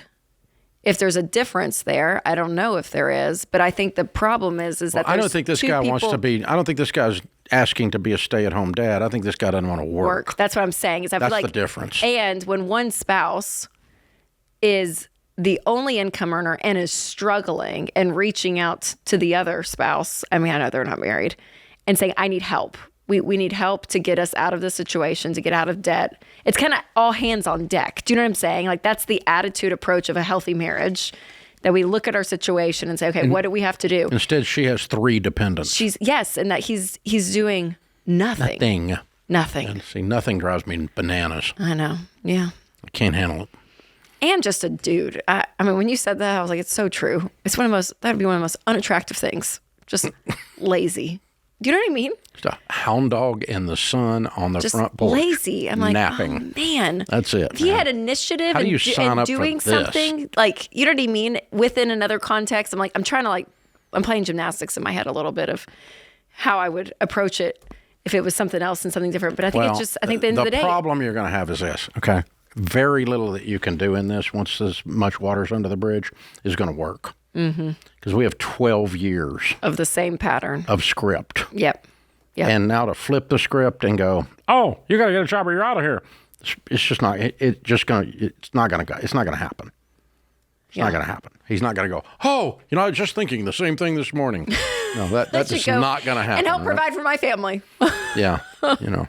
You wouldn't have anywhere near the fuse on this bomb that you'd have around our place. And then you got Linda, who's like killing it, working hard, a nurse. Heading towards nurse practitioner. Yep. Got a paid for $400,000 house. Yeah. By the way, I think you need to pursue nurse practitioner, not your dad's business, too. You didn't mention that, but I'll throw that in just for the fun of it. Linda, I'm sorry. I love the independence that you can have and that you have, and you're going to need it. Yeah. And that's where it's going to take you. So, yeah, I don't think this, as they say, leopard is going to change his spots. I got a feeling that as you just go, oh, I was just thinking. No, that's not going to come up that way. I think the old boy is going to have to find somewhere else to take his naps because he takes a lot of naps after he drinks a lot. And she's not being truthful. He drinks a lot still. Yeah. Linda, I'm sorry. I appreciate the mom heart, though, of fighting for your family and, all of it. But you got to figure out what's good for you, Linda. And for the kids. And you, yes. And you being in the healthiest situation, safest situation for you is going to be the best thing for your kids. But I would go get some advice from a counselor. I would sit down with someone, a professional, and talk it through. Sit down with a good pastor, maybe. That's a good idea.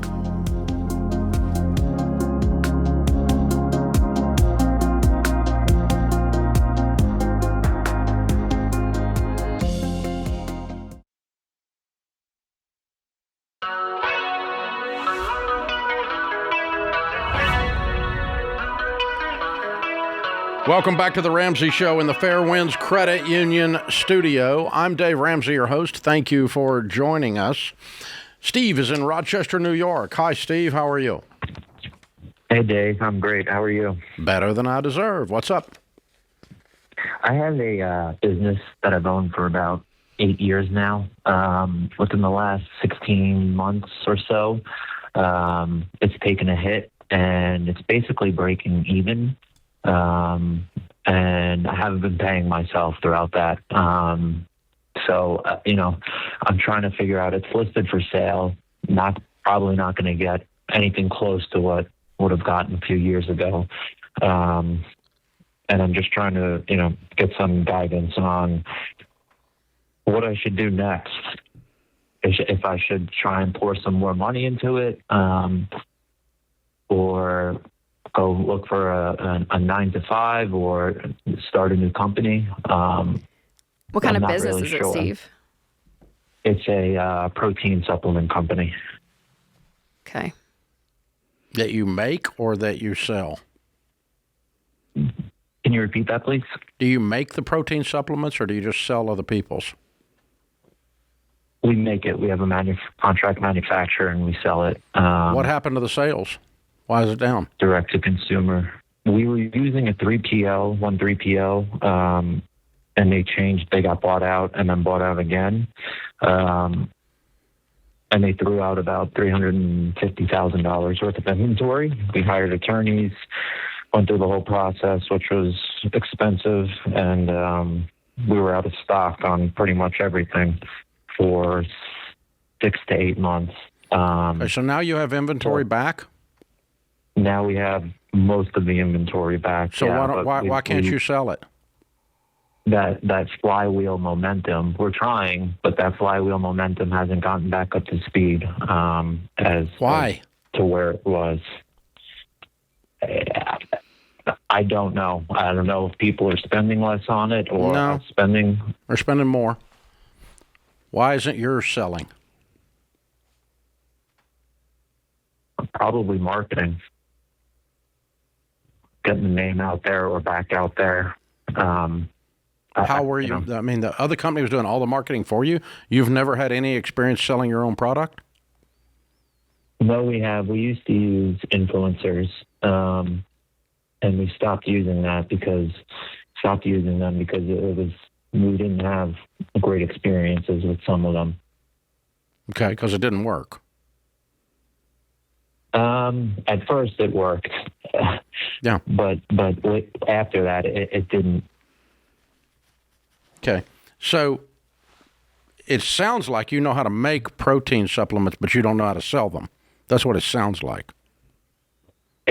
Me specifically to go out and... You own the company. Right. I'm not saying you need to go door to door, but you ought to have an idea how you're going to directly get this thing that you created, and you created it with someone in mind, and how are you going to get it to them? That's marketing. Right. How many people work on the team, Steve? It's small. It's it's 4 people. Okay. So after payroll and expenses and everything, you guys are breaking even. Yes. Yeah. I'm not paying myself. And how is that much product moving? Just on your website? Yeah. Yeah, on our website. And how long has it been since you've had inventory back?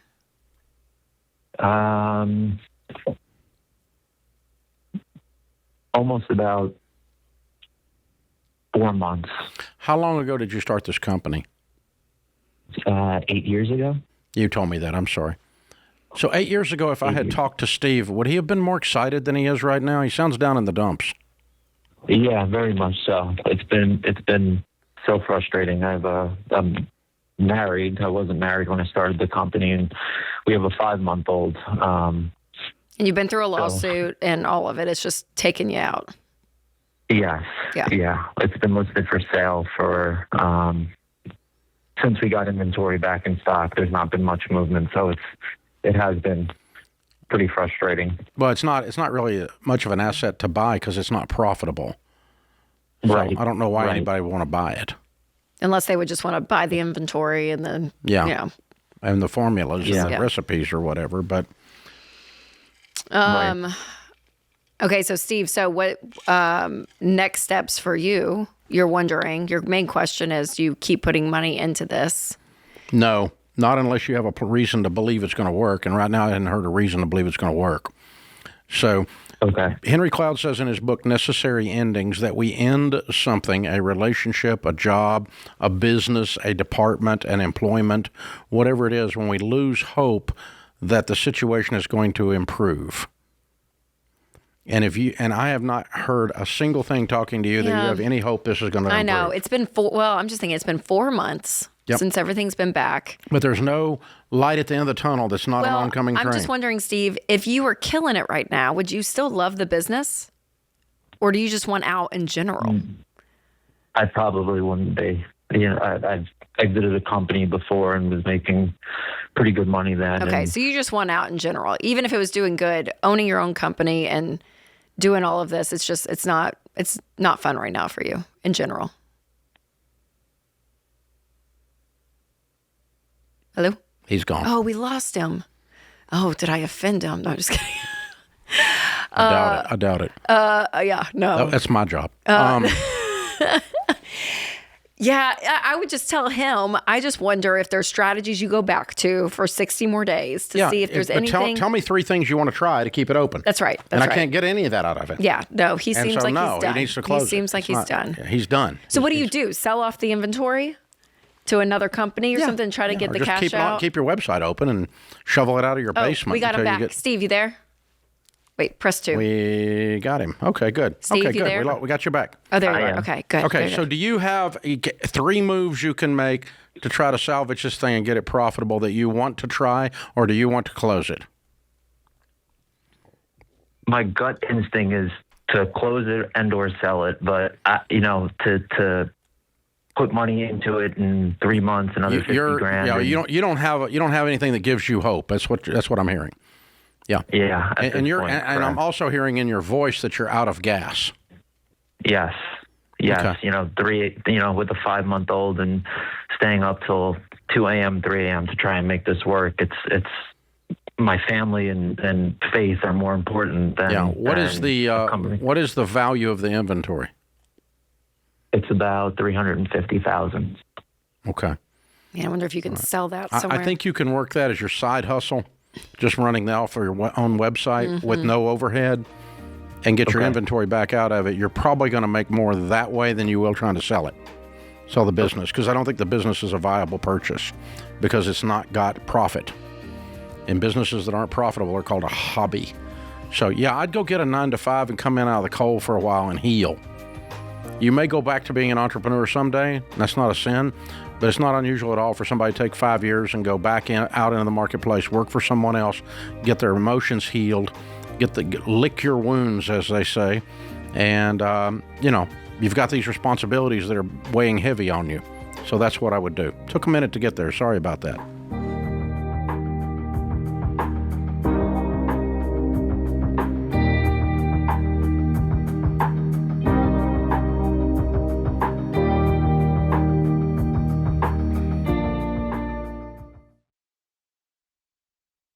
You spend hours researching before making a major purchase like a home or car, but it's also a good idea to put in the work searching for the right insurance coverage. To protect your biggest assets, I recommend using Ramsey Trusted Pros. Whether you're looking for car, home, or any other type of insurance, Ramsey Trusted providers have been coached and vetted to serve you like we would. Find what you need at RamseySolutions.com/insurance.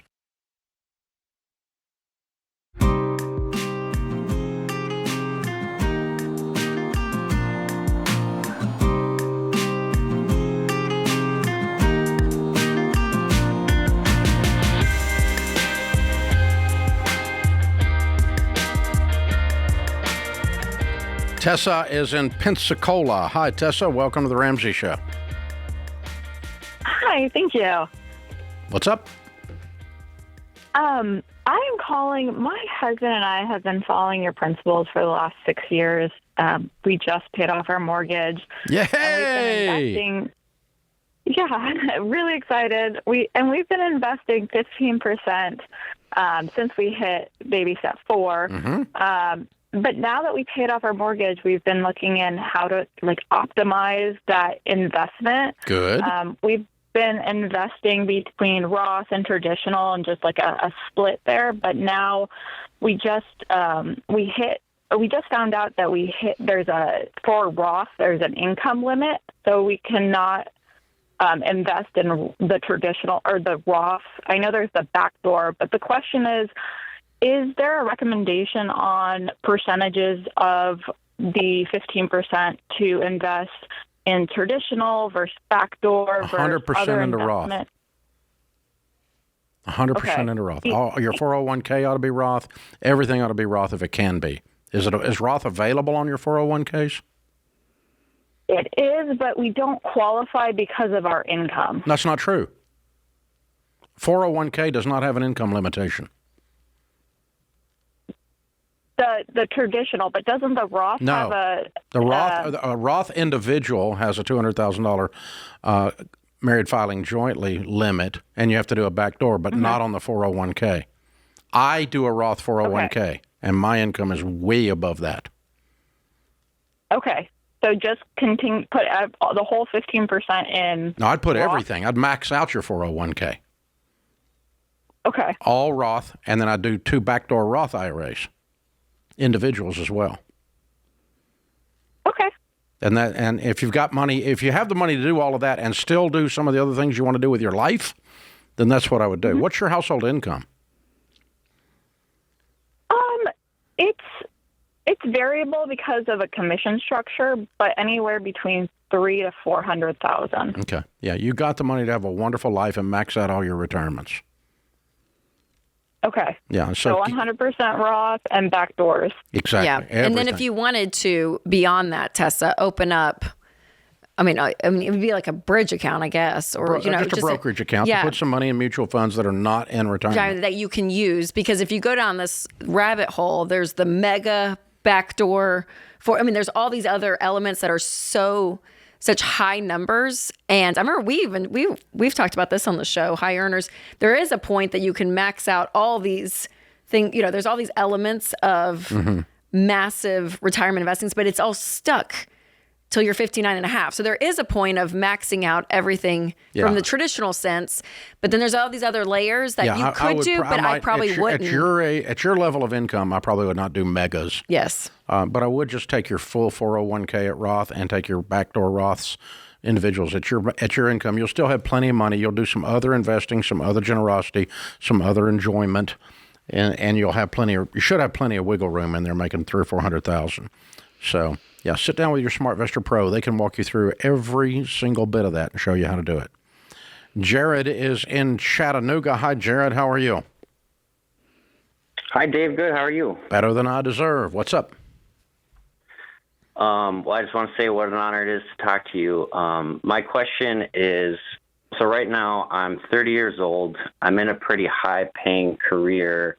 I would like to make a 10-year plan for myself to transition to a more flexible career path so that I can spend more time with family.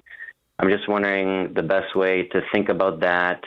I'll be making about a fourth of what I'm making now. What do you make now? Right now, I make about $194.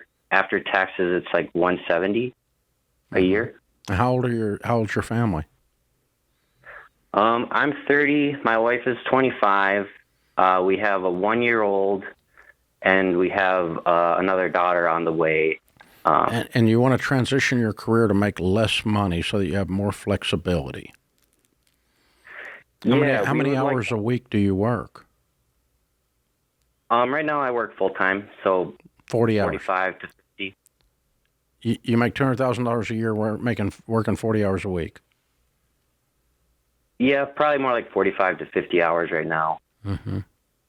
Okay. And what will you be making in 5 years if you stay in this career? Probably slightly over 200. Yeah. And what are you 25. doing? What's your career? I work in finance and accounting for a manufacturing company. Okay. And where did you get the numbers that it's going to be a fourth? Like, were you looking at a specific role at a job that's 20 hours a week or something? Like, give me the reasoning of when you said it's going to be about a fourth. Yeah, I want to be a soccer coach, and we would like to homeschool our kids. So I'd like to transition to that just to be with family more. Okay, but you have you have the 1-year-old who won't be in school for another 4 to 5 years, right? Right. Okay, so is that when you're thinking when they start kindergarten? But you won't be. Will your wife be homeschooling, or will you? My wife is going to homeschool. I'm trying to find like a 10-year plan, hopefully. Okay. So I think I have about 10 years to. Okay. Yeah. I mean, I would just work hard. Don't overwork yourself, but work hard, save, get out of debt, pay off the house, get yourself in a position that, that if you decide to pull back career-wise at 40 and make a fourth, that you'll have enough. But I just don't. Where are you a soccer coach at 50K? Where are you going to be a soccer coach for 50,000? I was going to do like youth club teams and probably a local high school around here. Okay. All right.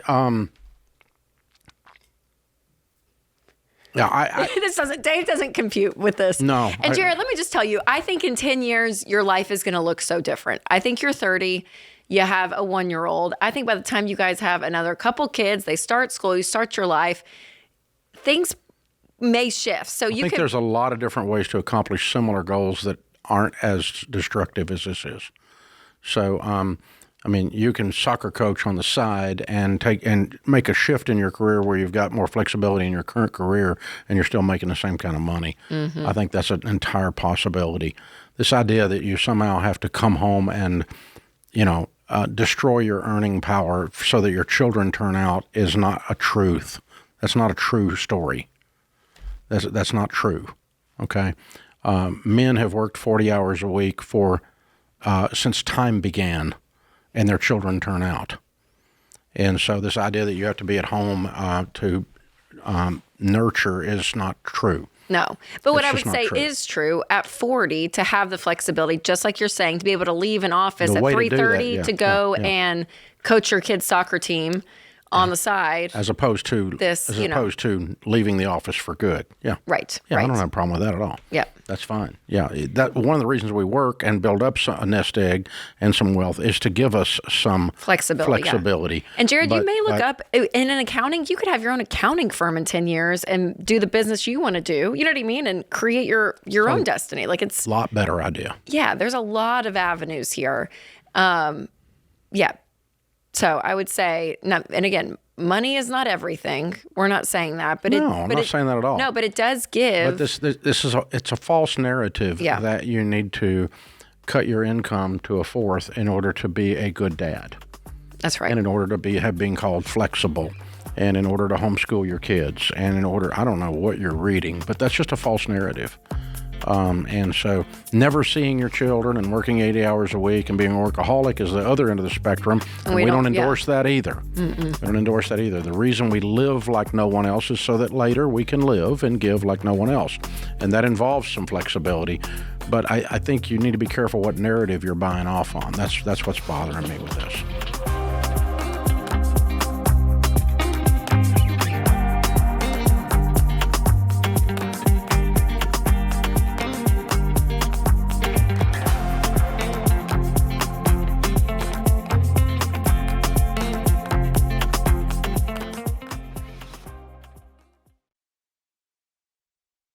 Hey guys, Dave Ramsey here. Every day on this show, we help people work through real money problems and figure out what to do next. Now, you can get that same kind of help anytime with Ask Ramsey. Ask your money question and get answers built on Ramsey principles we use on the show. Whether you're making a decision or just want something explained, Ask Ramsey is here to help. It's fast, simple, and free to use. Go to RamseySolutions.com and try Ask Ramsey today. That's RamseySolutions.com. You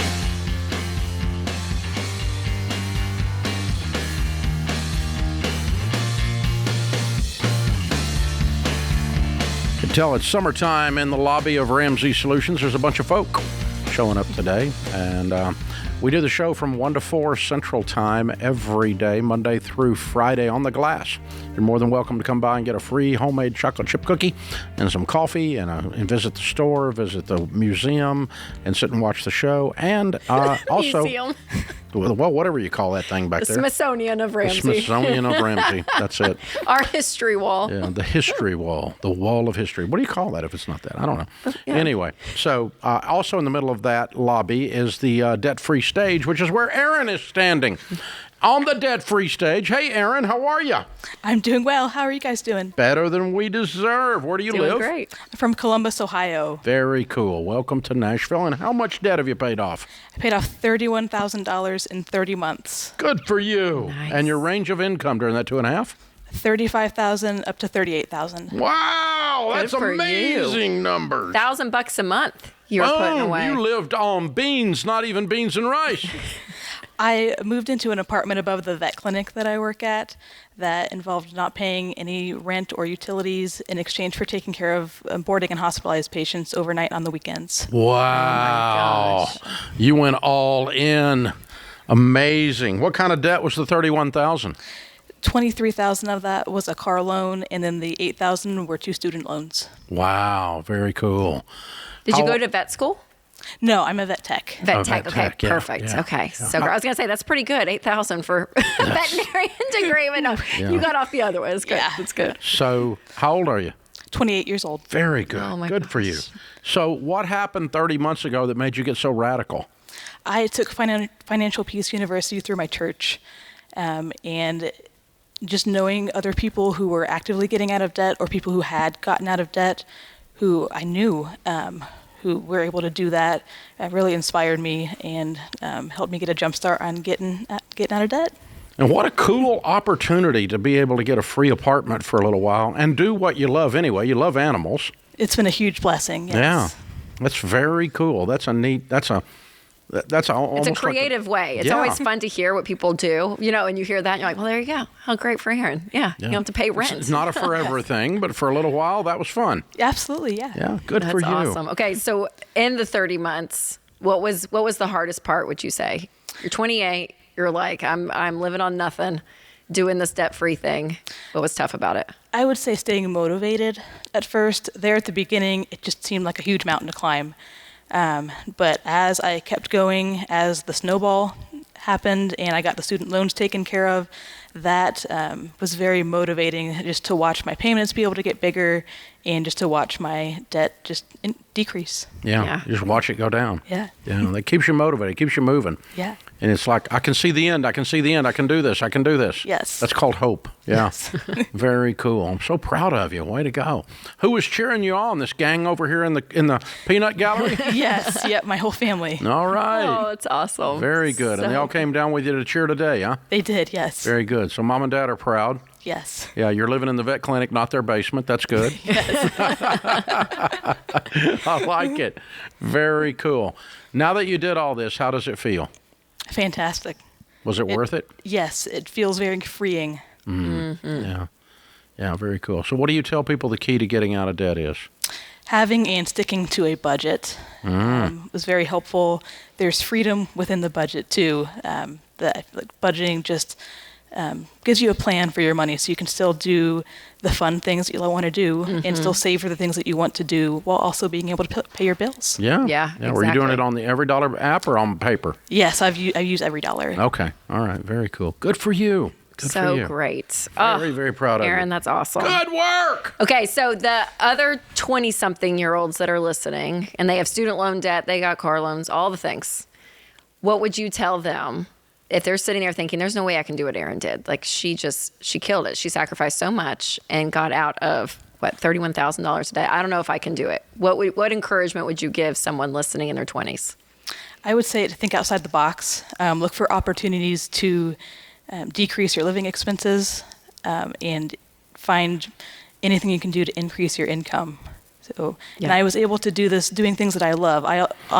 In addition to living above the vet clinic, I've also done a lot of pet sitting on the side, which I love doing that anyway. Yes, yes, I love that. When people can find a side hustle that they're naturally good at, it's what they can do well, and then you get paid for it, just like what you're saying. That's awesome. Works out perfectly. Well done, Miss Aaron. Proud of you. Good work. And on to everything else in your life from this point forward. Everything's wide open now. Yes. Congratulations. Well done.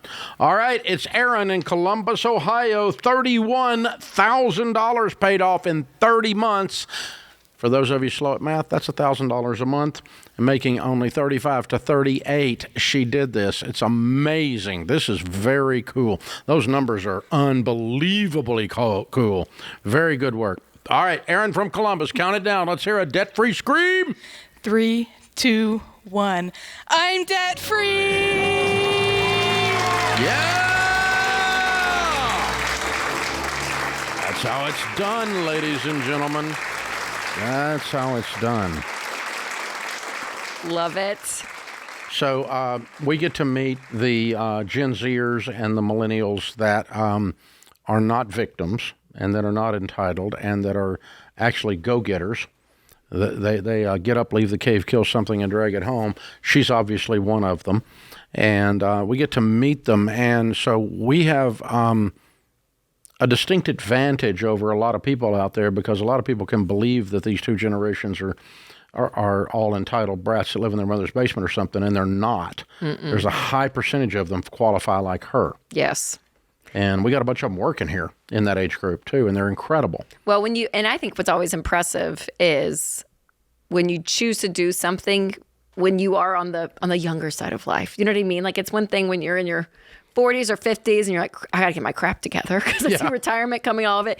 But to have people in their 20s like step into this and be like, you know what, I'm gonna do it early because it's what everyone else wishes they had done. They're like living out the life. I wish I had met you when I was 19. Yeah, Dave. That's so many people. That's right. Yeah. And for Aaron to think about at 28, you think 10 years from now, 38, 48, 20, like what she can save and put away. Like she will. She'll be She'll be a baby steps millionaire, honestly, in no time. Like it is wild what your income can do when you have no payments. Yep. And what your career will do. Yes. Because it opens up. You don't have to sit in a bad situation. Mm-hmm. You can make different choices on where you work, how you work, who you work with, and because you're not stuck. You're not dependent upon, if I lose one paycheck, I lose my car. If I lose one paycheck, the student loan people are going to come knocking at my door. If I lose one paycheck, we're going to discover that Samuel L. Jackson's actually in my wallet. Mm-hmm. It's MasterCard, right? What's in your wallet? Apparently you, and so, all that's gone. And so when you learn to do what she did, which is take a very intentional approach, step-by-step, systematic like she did, follow the process, didn't argue, didn't try to make up her own thing with some math thing she read on TikTok. She just said, I took this class, I'm going to do this. Yes. It was real simple. Mm-hmm. And there's a beauty to that simplicity.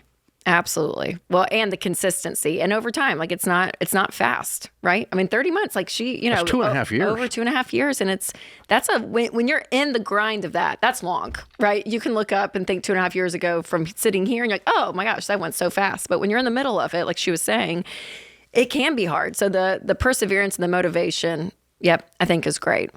Yeah, and I think another funny thing is being on this show, and you get calls from all generations. And I'll say, I think we've met as many entitled boomers calling in, expecting certain things as we have Gen Zers, definitely. There is definitely an amazing thing that regardless of your age or generation, the people that win on this stage, I think the consistent thing that we see over and over again, regardless of age, is that they believe they can do it.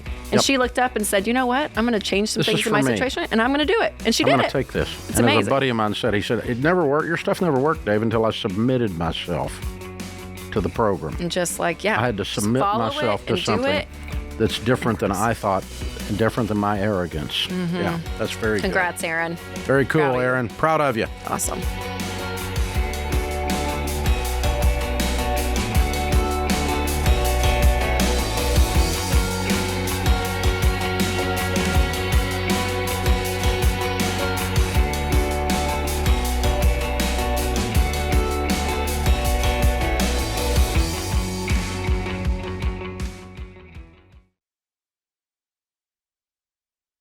Hey guys, Rachel Cruze here, and I love summer. There is more fun on the calendar, more time with your people, and way more chances to make memories. But you know what else there's more of?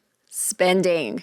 Between the extra groceries and gas and camp fees and family trips, it all starts to add up so fast. And before you know it, money stress starts to steal the fun out of everything.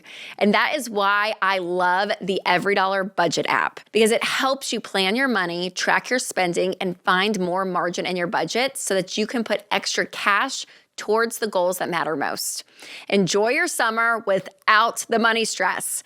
Download the EveryDollar app in the App Store or Google Play and start for free today.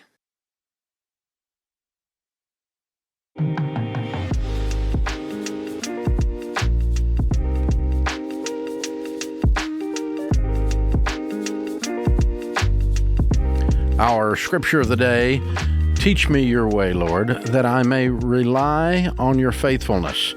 Give me an undivided heart that I may fear your name. B.B. King said, the beautiful thing about learning is nobody can take it away from you. All right, up next we have Chase in Columbus, Ohio. Hi, Chase. Welcome to the show. Hey, guys. How are you? We're doing great. How can we help? Hey, so first off, I want to say I'm sorry if I stutter. I stutter when I get nervous, so it might be a little awkward here. No worries at all. Dave just screwed up his whole in-ears, so he's having issues too. So you're in good company. Yeah. Don't worry, Chase. Don't worry. Okay. So my wife and I, we make decent money. I mean, I would say it's okay money. How much is that? So we make $118,000 a year combined. Okay. We just paid off her debt, besides her car, which we still owe about $18,000 on it. And now we're transitioning into my debt. I made a bunch of stupid decisions when I was around 23, and I have 3 items on my credit that are charge-offs, and those charge-offs total up to about $4,000. And then I have about an additional $3,000 that is medical debt that is not charge-off. So my question is, how do I go by paying these off to be able to boost my credit and have be able to buy a house by no later than February? Don't know if you're going to make it by February, but we can help you get it cleaned up, and then we'll see how quick it changes your credit score, okay? Of course. So the $3,000 in medical, why has that not been paid? And how long ago was that? So it was about 2 years ago. Pretty much it came down to, I used to work in law enforcement. I got injured when I wasn't working and ended up having to leave my job. I wasn't able to return just due to the injuries. And then we lived pretty much penny pinching, paycheck to paycheck. I was trying to do odds and end jobs. Okay, so that's an old debt, afloat. but it's not been written off or charged off yet, as far as you know. Yeah. So do you have a contact point on all three of these debts? Someone to call? I do, yes. Okay. So call them up and ask them what it takes to clear the debt, or what they will accept to clear the debt. Okay? Okay. They're all bad debts, and a bad debt made good, even if it's settled, is about the same thing as paying it. So that $3,000, they might say, oh, we've added charges and interest, and it's $8,000. And you may have to negotiate down and say, okay, I can't give you $8,000, but I can give you $3,000. If you'll take the original amount, I can send you a check today if you send me that in writing, that you'll accept that as settlement in full. Okay? Okay. So in all three cases, you're looking for a couple of things. One is you need an email or something in writing that says we, the organization, will accept X amount as settlement in full. And then you keep that piece of paper in hard form, printed off in a file for the rest of your life. Because these people forget, they screw up, they call back, they go, oh, we didn't settle that. Oh, that guy didn't have the rights. Oh, I got it in writing. Okay? So you need to get it in writing. And then the second thing is they will ask, some of them will ask for electronic access to your checking account to pay the bill that once you agreed on the settled amount. Do not allow them to have electronic access to your checking account. They lie. They will clean you out. Okay? So instead, you can wire them the money, or you can buy a prepaid one-time use debit card for the exact amount and put it on that, and then give them that card number. But don't let them use your regular debit card, and don't give them your checking account number, anything like that, okay? Okay. So in writing, no electronic access to your checking account, and then you've got a deal on all three. The fastest, as soon as you do that, and then, go ahead and put in, then you can, and you can even put in writing that as soon as we receive this, we will enter on the credit bureau that it was paid in, that it was settled, or that it was paid in full, whatever. Settled in full is fair. That's fine. But that will remove the damage, the bulk of the damage. So if we were going to put it on a scale of 1 to 10, as an example, a bad charge-off is an 8 or a 9, if 10 is the worst, okay, which is where you are today. A paid-off charge-off is a 3 or a 4. So it still damages your credit because this really happened, and it shows that you didn't pay a bill, but you went back later and paid it. But it's not nearly as bad as where you are today, and that's what I'm saying. I'm not sure you'll quite be ready by February. Yeah, and do you guys have an emergency fund, Chase, and a down payment? Will you have all that by February? Yeah.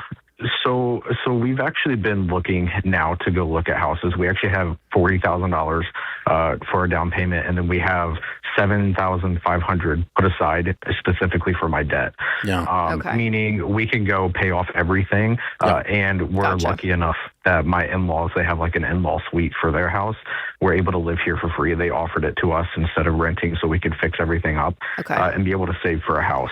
Good. So everything can be paid theoretically today. But I'm sorry. Well, no, I was going to say it takes usually around 6 to 8 months, 6 to 9 months for the credit score to go undetermined once all the accounts are closed. So yeah, you guys will be right on that line. Yeah, that's why I keep saying I don't know if February is going to work. It might be May, but you got to do it anyway. So let's go get it cleaned up. Go get it cleaned up and get everything shut down, And if you have no other active accounts, yep, making sure everything's closed. Then you from may that point see it go all the way to undetermined, which is the best possible scenario. Yes. Because if they pull your credit score when you're trying to get a mortgage and it's bad, you know it's going to hurt you more than having an undetermined credit score at that point. Exactly. When you can do manual underwriting and have 2 years of back bills that you're showing that you pay, right? Cell phone, insurance, electricity, so on. Exactly. Hey, we wish we could get to every call and question, but we can't. So we built a thing called Ask Ramsey. It's our AI tool that's free, and it's built and trained only on proven Ramsey principles. The data that AI is accessing is only Ramsey data. So you're only going to get a Ramsey answer. Ask Ramsey. It's free. Ask your question at RamseySolutions.com or click the link in the description. Jada's in Sacramento. Hey, Jada, what's up? Hi, thank you for taking my call. Sure. How can I help? So my husband and I decided to pay off our $32,000 debt this year, and we've made $6,000 progress so far. Good. So we're doing really well. And he's the one working. I stay home with our 1-year-old, and he works a lot. He commutes almost 2 hours to and from work. He has a side gig. He's really busy. So he feels like he should have a good, size allotment of fund money. We haven't budgeted up until this month. And so that ends up being $360 for each of us, which I feel like is a lot because I'm the one who wants to pay off the debt. And so my question is, what do I do with that $360? Do I throw it at the debt? Do I try to save it? Do I, go blow it somewhere? What should I do? Well, have you run out? I mean, how much debt do you guys have left?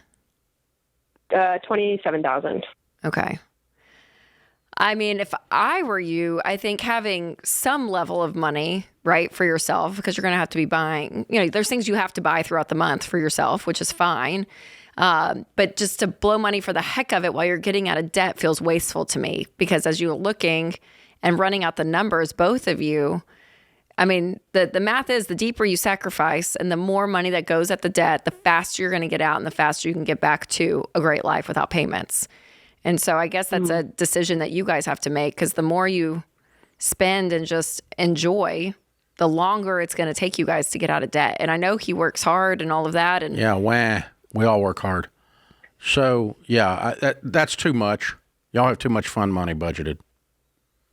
I'd back it down. Less fun. I mean, it's almost $700 a month. Yeah, less fun. Yes, and so that was the quote unquote compromise. He wanted 10% at first, which is just crazy. Well, he's not on board. So then you're the only one doing this.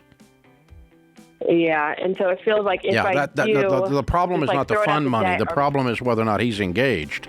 Yeah. Once he's engaged, then we don't argue about this. He's not engaged in the process. Y'all need a timeline and to say, here's an aggressive way or aggressive time to get out of debt. Yeah, he needs to believe that this is worth it. And he doesn't yet. That puts this hour of The Ramsey Show in the books. We'll be back with you before you know it. In the meantime, remember, there's ultimately only one way to financial peace, and that's to walk daily with the Prince of Peace, Christ Jesus.